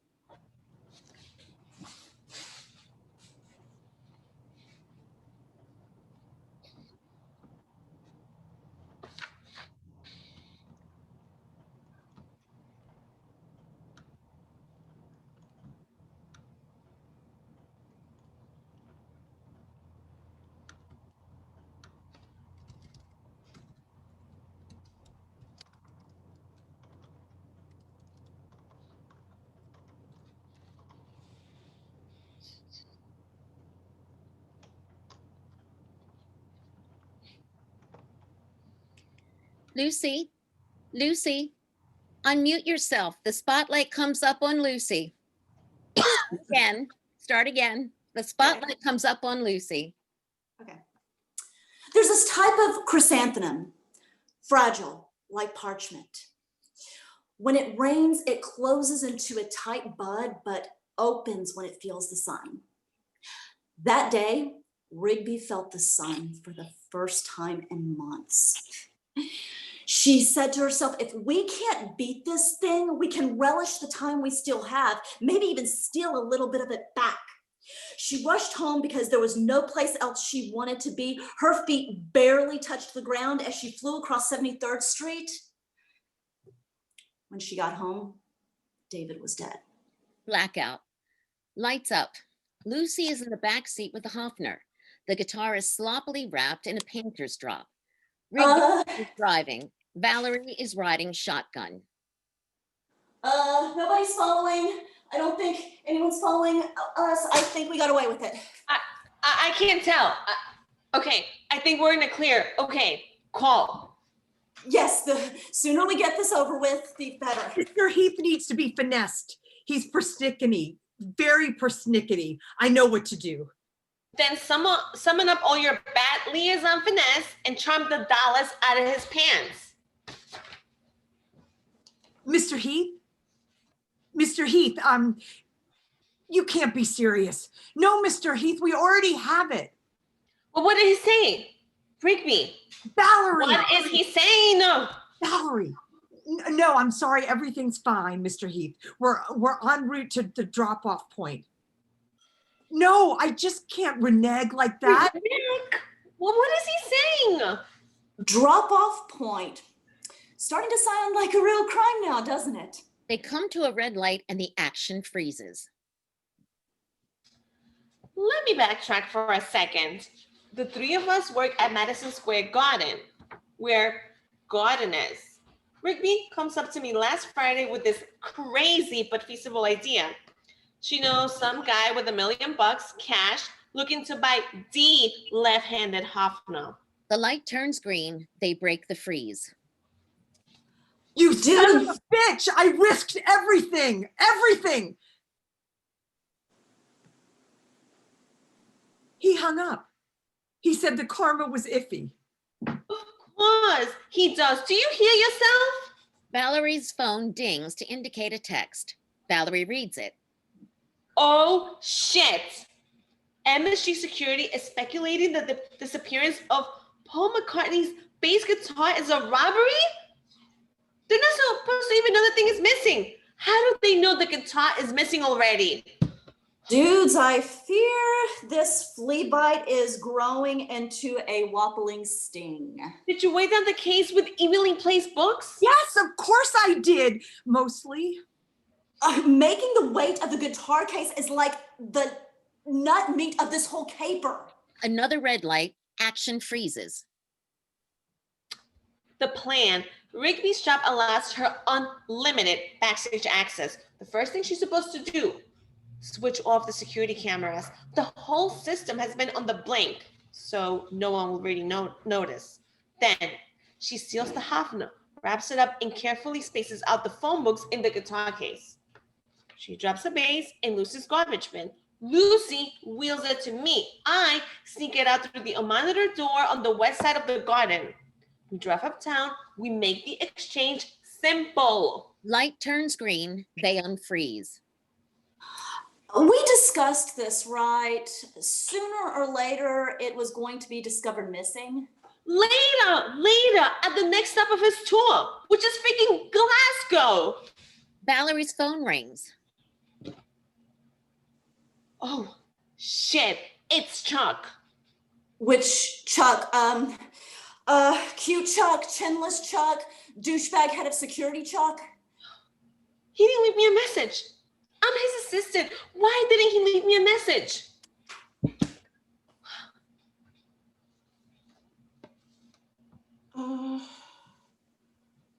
Lucy, I know you're not good at lying. Okay, yes, no, I'm not a good liar, and you're right. If I get caught, if they're going to interrogate me, then we'll just have to kill you.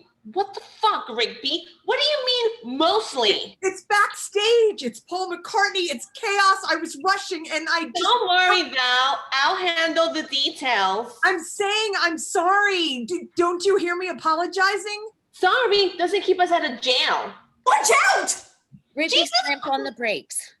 Jesus Christ! You almost hit that guy and his dog. You almost ran over a dog. I'm fine. Everything's fine. It's all going to be fine.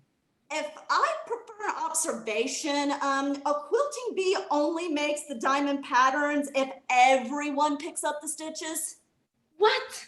What the fuck does that even mean? We're verging on 12 to 15 for grand larceny and I get a freaking bee riddle? I'll fix this. When we get uptown, I'll call Mr. Heath. I will fix this. Valerie's right. I mean, she may be a mean person, but 15 years? Oh, dude. She's just scared. Don't worry. I can assuage that. The rest of our 30s and 40s. Did we even have a plan B? If we can't sell it, then I'll weigh it down properly and dump it in the Hudson. There's your plan B. Well, we could, let's see, wipe off the fingerprints, sneak it back in, leave it in the lounge, between the vending machines, pretend this never happened.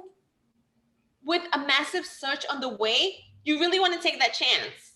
He reinvented rock and roll bass. He used this very instrument to shift a paradigm in pop music. His Hofner is responsible for some of the greatest songs of all time. Wait, we can never destroy it, Val. It doesn't belong to us. It's a piece of history. Lucy's right.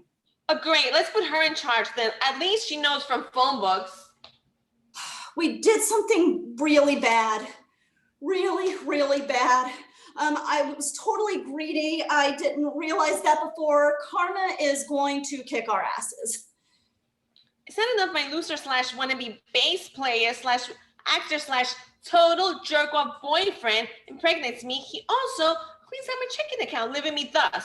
Now I'm the one going to jail. I'm the freaking felon? We did this. All three of us. We're guilty. And not for nothing, Rigby, you begged. I asked. Begged! Begged me to help you. You also said we needed a third person.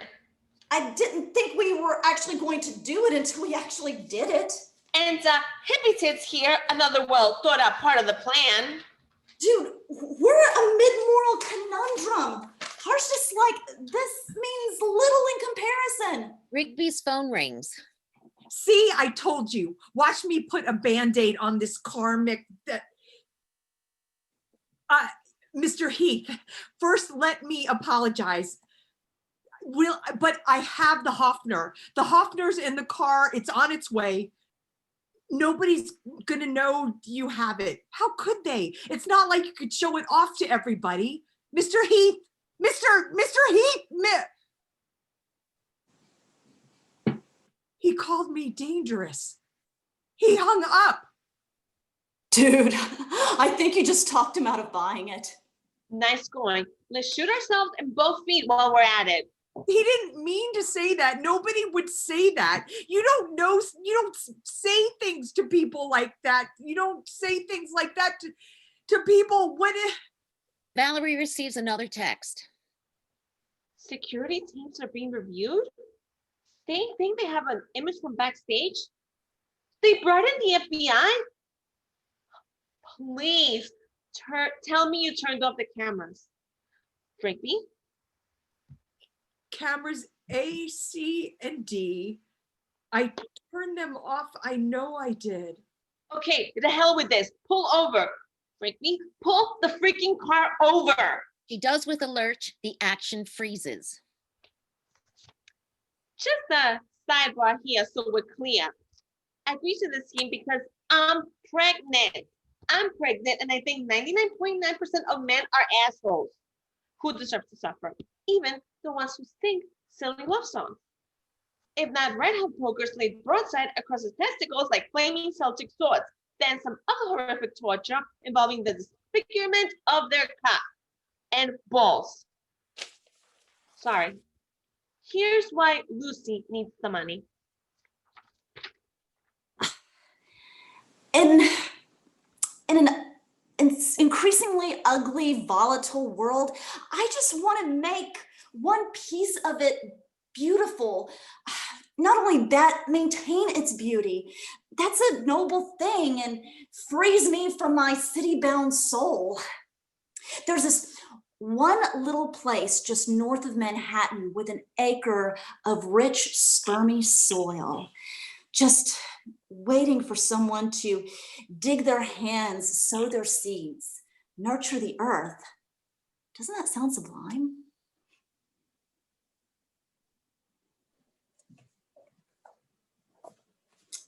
Now, Rigby's real motivation?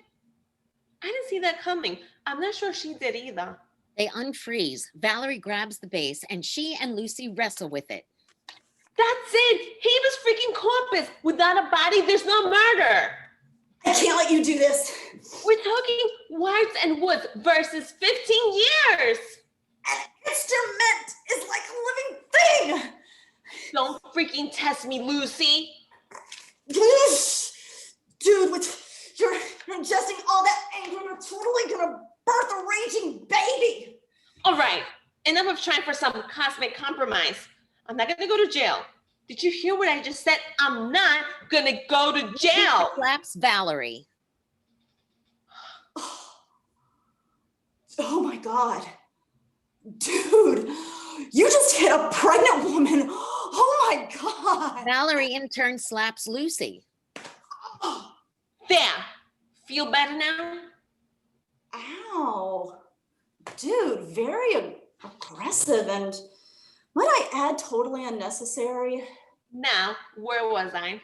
Valerie grabs the base and she and Lucy return to their tug of war. Okay, camera D, the main entrance. I remember camera A, the arena. You have to jiggle the switch. Camera C for the exits. The indicator light doesn't work. It hasn't worked for months. Rigby's phone rings. They all are stopped. Valerie grabs it. It's Chuck calling you. Why is Chuck calling you? Camera B. Chuck would see those tapes before anybody else. Camera B covers all backstage. Did you turn off camera B? Rigby, did you turn off camera B? Chuck? Hi, how are you? What's new? Really? Does it look like me? Can you prove it was me? It's just a matter of time? Is that what you just said? Just a matter of time? Life, Chuck, life is a matter of time. And if you're able to make that time actually matter. No, you listen to me. I blamed him, Chuck. He was weak, barely able to speak, not able to move. He was dying and I blamed him for it. Why did I do that? Why did I fill that time with those words? Why were those the last words? Chuck, no, listen. Heist, theft, burgle, lift, nick, pilfer, pocket, purloin, steal, and rob. So many words to describe something that doesn't belong to you, but only one word for love. So always, and this is very, very important, Chuck, always make those last words love. Make it all about love all the time. Silly, naive, childlike love. Funny, laughing, stumbling love. Keep your love constant. Keep your love on purpose. Keep your love alive on the tip of your tongue. So if those last words, and if they're ugly or mean, your grief will understand, your sorrow will forgive you. And most importantly, Chuck, keep enough love to say goodbye with. Yes, there is one other thing. I have the Hofner. Yes, I'm on the corner of 38th and 11th. You're gonna have to come and get it. I'm not going anywhere. Yeah, and Chuck, thanks for listening. Speaking of, completely confused now. Wait, I get it. This was never about the money. Not really, right? The police will be here in about 5 minutes. The both of you should leave. You don't have to tell me twice. Rigby, tweet me. Dudes. Lucy's gone in a flash. You better get out of here too. What are you going to tell the cops? The truth? A truth?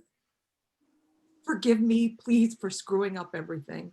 Forget about it. It was only $1 million split 3 ways. Work the widow angle. They embrace and Valerie exits. Lights drop to separate spots. As Valerie and Lucy speak, Rigby smiles contentedly. A great weight lifted off her. Rigby confessed, concocted a perfectly improbable story. Just crazy enough to be true. She refused to name accomplices, which should have gotten her more time, but she told the truth. Her truth. She blew up the internet, became a star. They sentenced her to 5 years minimum security. She served 15 months. After she was released, she sold her apartment and left the city. I never heard from her again, except to get this. She produces a cashier's check. A check. $250,000 fucking dollars. Lucy holds up her own check.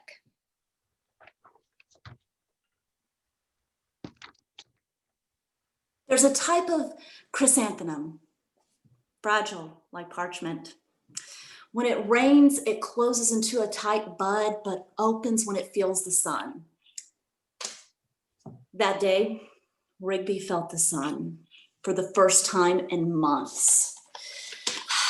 Her lashes dancing, rippling through her hair. She knew that she had to live, and in turn, let David be dead. She knew that, and it was all right. Lights out on Valerie and Lucy. Spotlight holds on Rigby. She smiles, first time in months. Lights take a slow fade. The end.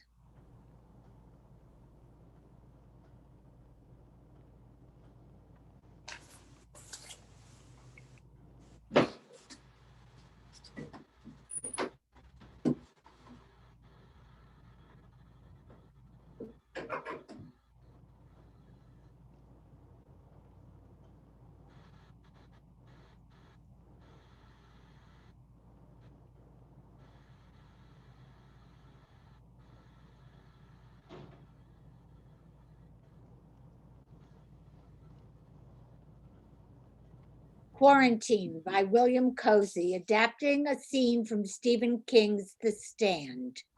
Setting: a very spare quarantine room with a locked door, a cot, toilet, and a small cage on a table with 2 small guinea pigs. Time: the future. A man, Stu Redmond, sits on a chair, looking at the guinea pigs in the cage. He sticks his finger close to the cage, engaging the guinea pigs playfully. After a moment, a few clicks are heard from the door, and as it opens, a slight whoosh of air sounds. Stu Redmond bolts up from his chair, looking toward the door. Dr. Dietz enters, and as the door closes behind him, he swipes it with a card and puts the card in his pocket. He holds a clipboard and steps towards Stu.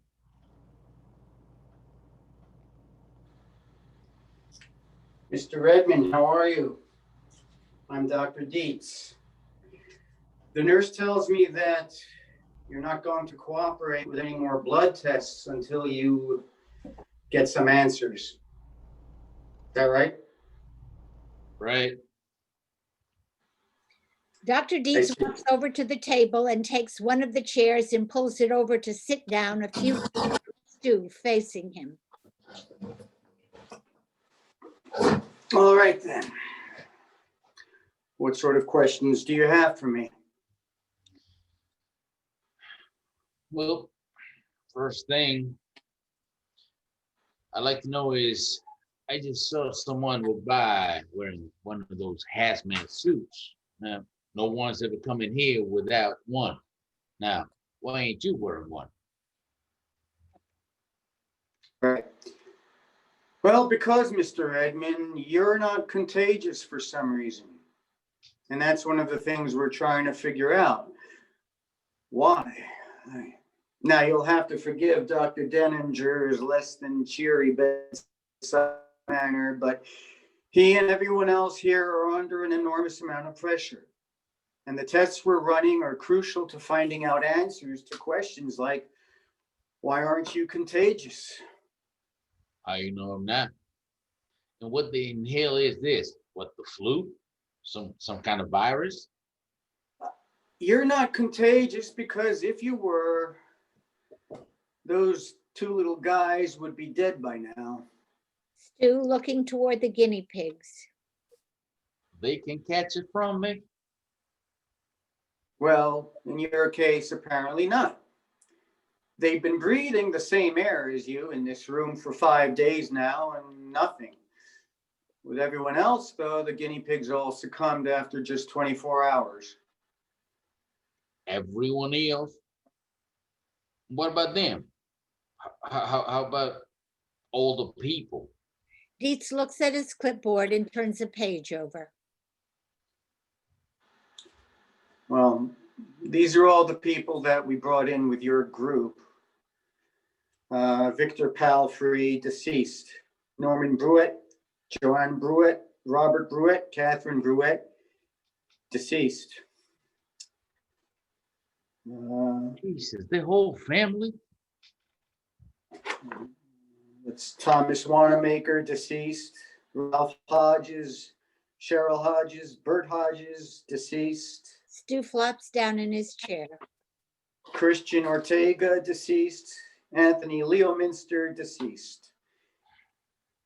Those were all the people in your group that we brought in. My group? How many other groups are there? Well, I'm afraid that's classified information. That means there are others. How many others? How many?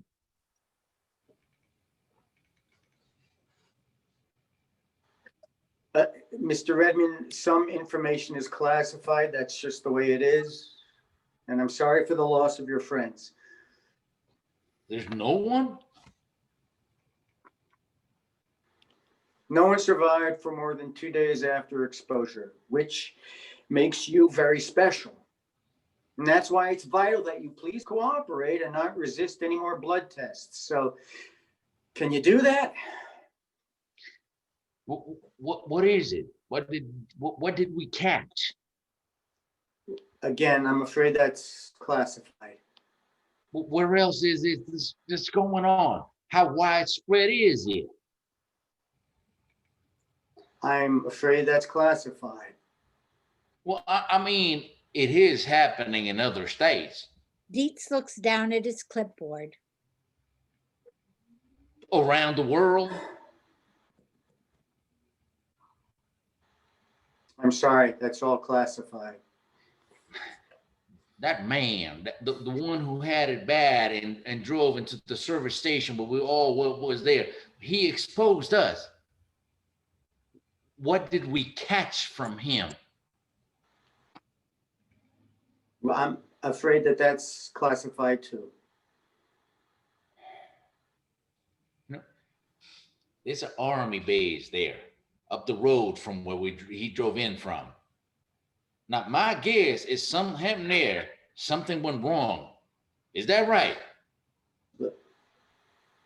I'm sorry. God almighty, you guys really fucked up, didn't you? What happened? Some test tube break? A gas leak from some fucking chemical weapon bullshit experiment? Look, the man that drove the car, he ran. Look, the situation exists, okay? It's here and we're trying to cope with it. So fighting us, Mr. Redmond, is not going to help. So you're willing to say who's responsible. You're not even willing to say who's responsible. You have no problem with keeping me here without a warrant, without a legal counsel, but you won't even give me that small satisfaction, huh? Can even tell me what's causing you to imprison me for committing no crime at all. Mr. Redmond, I'm not unsympathetic. Well, thank God for that. I just feel that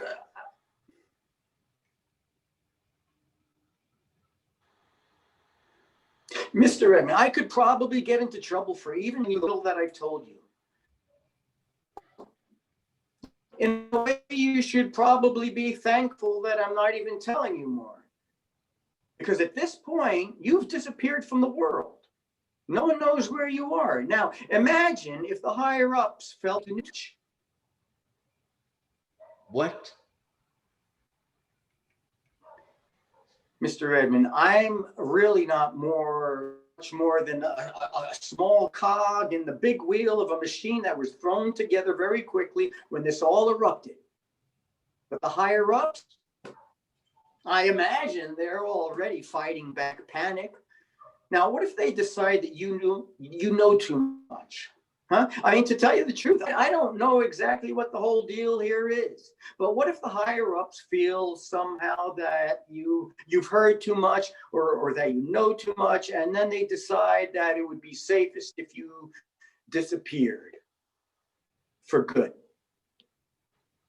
And now you're threatening me. Jesus Christ. Mr. Redmond, please, I'm not responsible for keeping you here. I'm not. None of the other doctors are, none of the nurses are. If anyone is, if you want to lay blame somewhere, then you can blame that man, Mr. Campion, who unfortunately drove toward your way. And you can't even tell me what he had. I'm sorry, but that's classified. Yeah. Yeah, I know.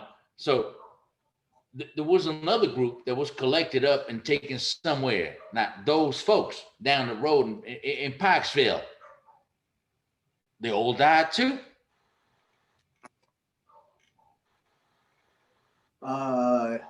No. You're lying. I'm sorry you think so. How long you plan on keeping me locked up in here? I don't know. Classified? No, I honestly just don't know. You don't seem to have this disease for some reason unknown to us, even though you were very clearly and closely exposed to it. Now, you can understand the importance of us learning why that is, can't you? Hey, just shut up and serve my country, right? Look, being here right now is the safest place on earth for you right now. In fact, it would be the safest place for anybody. Can you look at it that way? What's their names? Excuse me? These two. Stu points to the guinea pigs. Oh, I don't really know. One of the nurses might. You want me to ask? Whatever. All right. So can I tell Dr. Denninger that you'll agree to more tests? Can I do that? You know, not used to going 5 days without a shave, like feels itchy. I can get an orderly in here right now to give you a nice shave. Shave myself. Doing it for years. Sorry, but no. Ah, come on. You think I'm so bummed I'll just try to kill myself? Not exactly. Not fine then. Yeah, sure. Tell the nurse she can take my blood pressure and and she can feel free to damn. Dietz looks concerned and stands up. You can tell the Stu props his hands on the table, holding himself up as he coughs and has trouble breathing. Open the door! Open the Pocket for the key. Open the door! He pulls it out, but it drops to the floor. Dietz frantically Open the door! key card and the door clicks. It's all right, Doc. Don't worry. I was faking.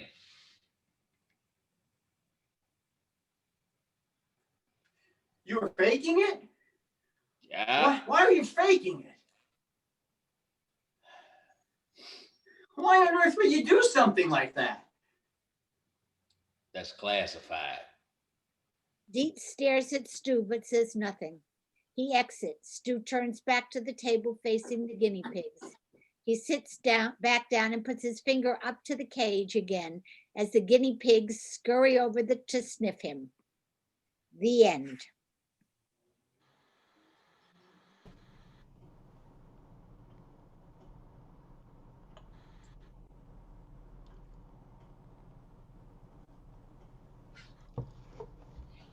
Hi, guys. Everyone, the cast, I'm please. back. On. Yes, you're back. Everyone, come back. Mic's on. Video's on. Give it up for I this. got my clipboard. It's amazing cast. Give it up. They worked really hard. We had 2 rehearsals, and I everyone did their own homework. Thank you so much for being with us tonight. Who's still here? Yeah, I am. I am. How do you turn the camera off? Down bottom. Oh, there's my daughter, Jennifer. Down on the left, down the lower left. Hi. Start the day. Great job, guys. Thanks. Great job. That was great. You in years. Stella. Hi. Why Oh, there's Stella. Hi. Oh, I love seeing people watching you guys. It's wonderful. Oh my gosh. Jordan, your hair got so long. Oh my God, I love it. And hi, Gloria Rosen. Hi. And Stephanie, hi. Thanks, Jean, my friend Jean. And Vicky. Hello. Hi, Steve. Hi, Stella. Stephanie, hello. Oh, it's so great to see you. Hi, Bob. How you doing? How you doing? Everybody did great. Yep. I enjoyed it. Great job, Paul. Program. Thank you. Who said that? Did Stephanie. I'm Thank looking you. for my. Yes, Jen. Jen, put your camera on. Lower left. I had to do it for her. There's Ryan. That's our grandson. Brian, Hi. Hello. how you doing, buddy? Good, how are you? Love I'm doing good. watching everybody. Here's my. You have a background. I don't know. I There you love go. it. In space. They inadvertently ran into that restaurant and ended up in space. Yeah, good job, guys. Thank you. Thank you Thank you so so much. Hi. Let's see. Tell me, I want to know how are you guys doing? Ryan. Mom. Great, Brian. sold everyone. Great job. Julian, I was so excited to see you. Oh, thank you. Oh my gosh, I'm so glad. Thank you so much for supporting this this awesome read. This was so much fun, and Jennifer, the what are you cast doing? and oh, it was amazing. Hi, Vera. Hi. Hi, Sarah. Hi. And Valerie, when I saw you this afternoon, I didn't know I would see you. I know, that's so funny. And I have to tell you, my apartment is so cold. I couldn't wait to put on my outfit for the second show because I was freezing. I'm gonna kill my landlord. I need to borrow Paul's knife. Like, what the hell? Just Yeah, have a right. station I mean, Right. All the DHC, Absolutely. you'll get a rent reduction. Yeah. Yeah, I need to talk to you, Jordan. I talked to Maria. Apparently, Valerie, it gets if the it's job over done, right, Valerie? Great work, Maria. Where's Marie? I loved watching everybody. Yes. Is Helen? Are you still on here? You mean me? Yes, I think. Yeah, she's still here. Hello, Gloria. I haven't seen you to say hello Hi, for a while. I see you in Bob's group. Yes. Yeah. Yes. Julia, do we have any authors on today? Yes. Yes, actually, John Davenport is here. Oh, good. Oh, great. Oh yeah, where's John? Yeah. They did a great job with husband There he material. I is. appreciate it. That was John, good writing. John, which one was yours? Husband material Oh, that was good. That with was the pizza guy. That was fun. Love it. Thanks. Thank you. Pardon me. Some great lines in that one. Thank you. What is Gus saying? Hello, Gus. He's saying something. He's signaling. He's not saying. Oh. I love to play the sponge, and I'll play the sponge until I'm like too old to even move. Gus, get closer to the mic. You're too soft. But he loves playing what? Yeah, Julia, your mic has gotten very soft. Can anybody hear now? Now we can hear you. Yes. Yes.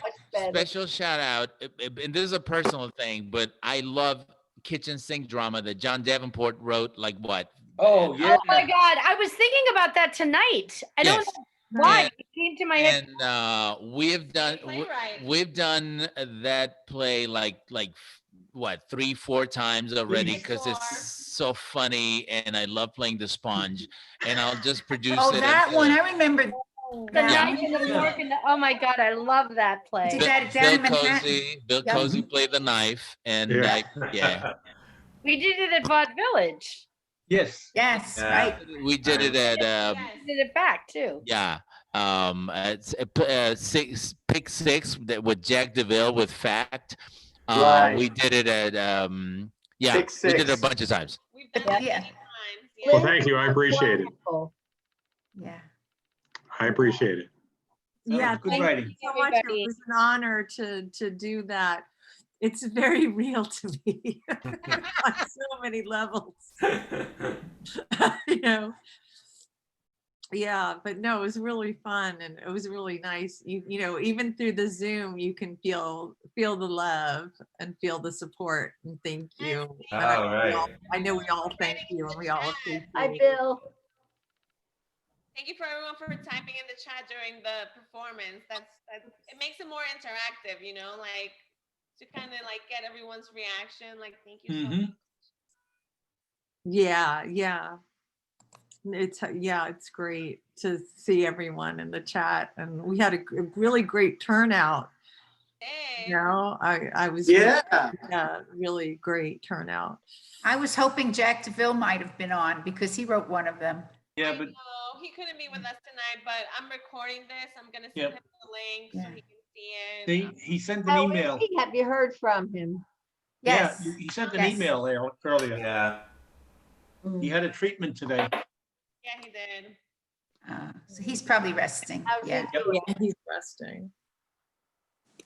Julia, on behalf of the writers, I want to thank you for doing this because this is a great platform and, you know, any opportunity to hear your, you know, the stuff that you're sitting in an empty room writing and you can actually get people to do it, to read it. Love your writing, John. Yeah. And by the Well, way, thank I still remember how you flew in from Seattle or whatever, and there was like a hurricane, so we had to cancel the show. And I still, to this day, I feel like crap about it.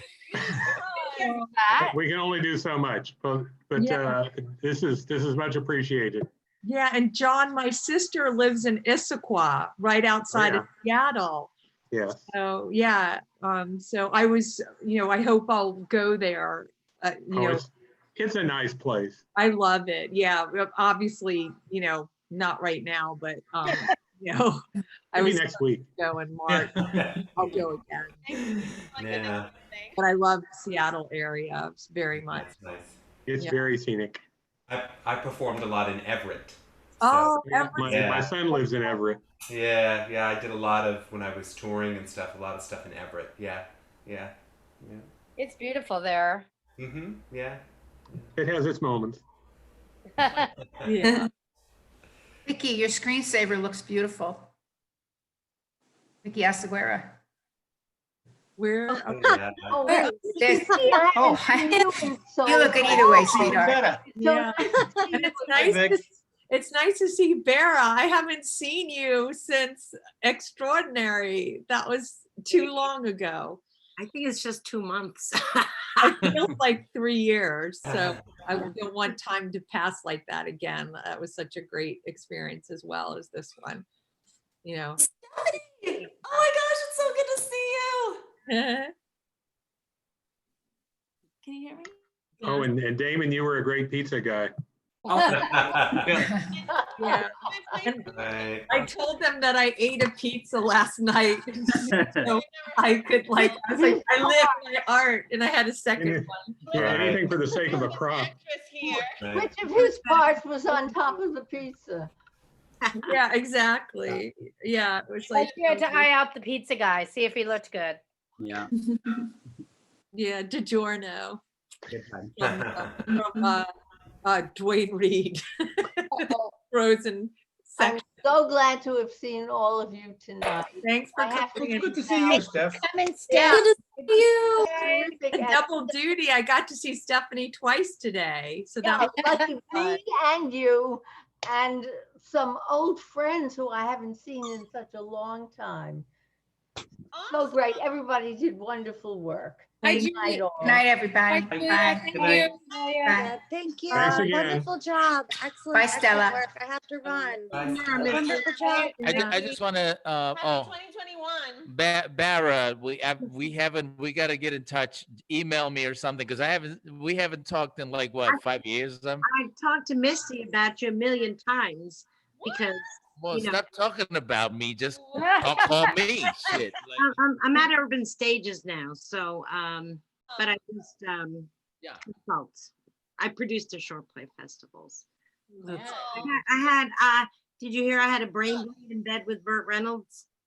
What? What? So, yeah. So it's kind of a little off. But I'm trying now. Okay. I have all my hair, man.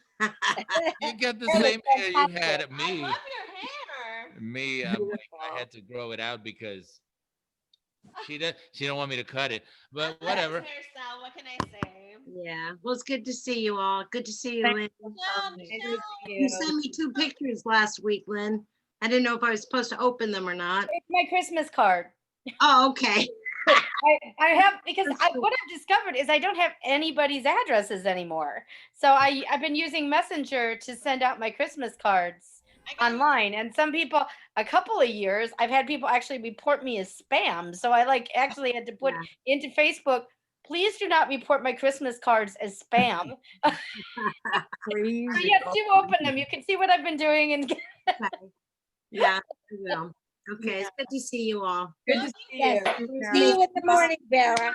Okay. Yes, see you tomorrow. Bye. Thanks. Thank you. Bye. Thank you. Thank you. Happy Michelle. Thank you so much. Love everyone. Oh, yay. I loved it. Thanks, Michelle. Everybody did a great job. Hi. Bye. Happy Night, everybody. Happy holidays. Thanks for doing this, Julia. Yeah. You. Bye. Take care. I'm sending the screenshots in less than 5 minutes. Okay. Awesome. I previewed them and they came out really cute. Thanks. Thank you. Yeah. Thanks. Happy holidays. Happy holidays, Happy everybody. holidays. Love you guys. Bye. Love you. Bye.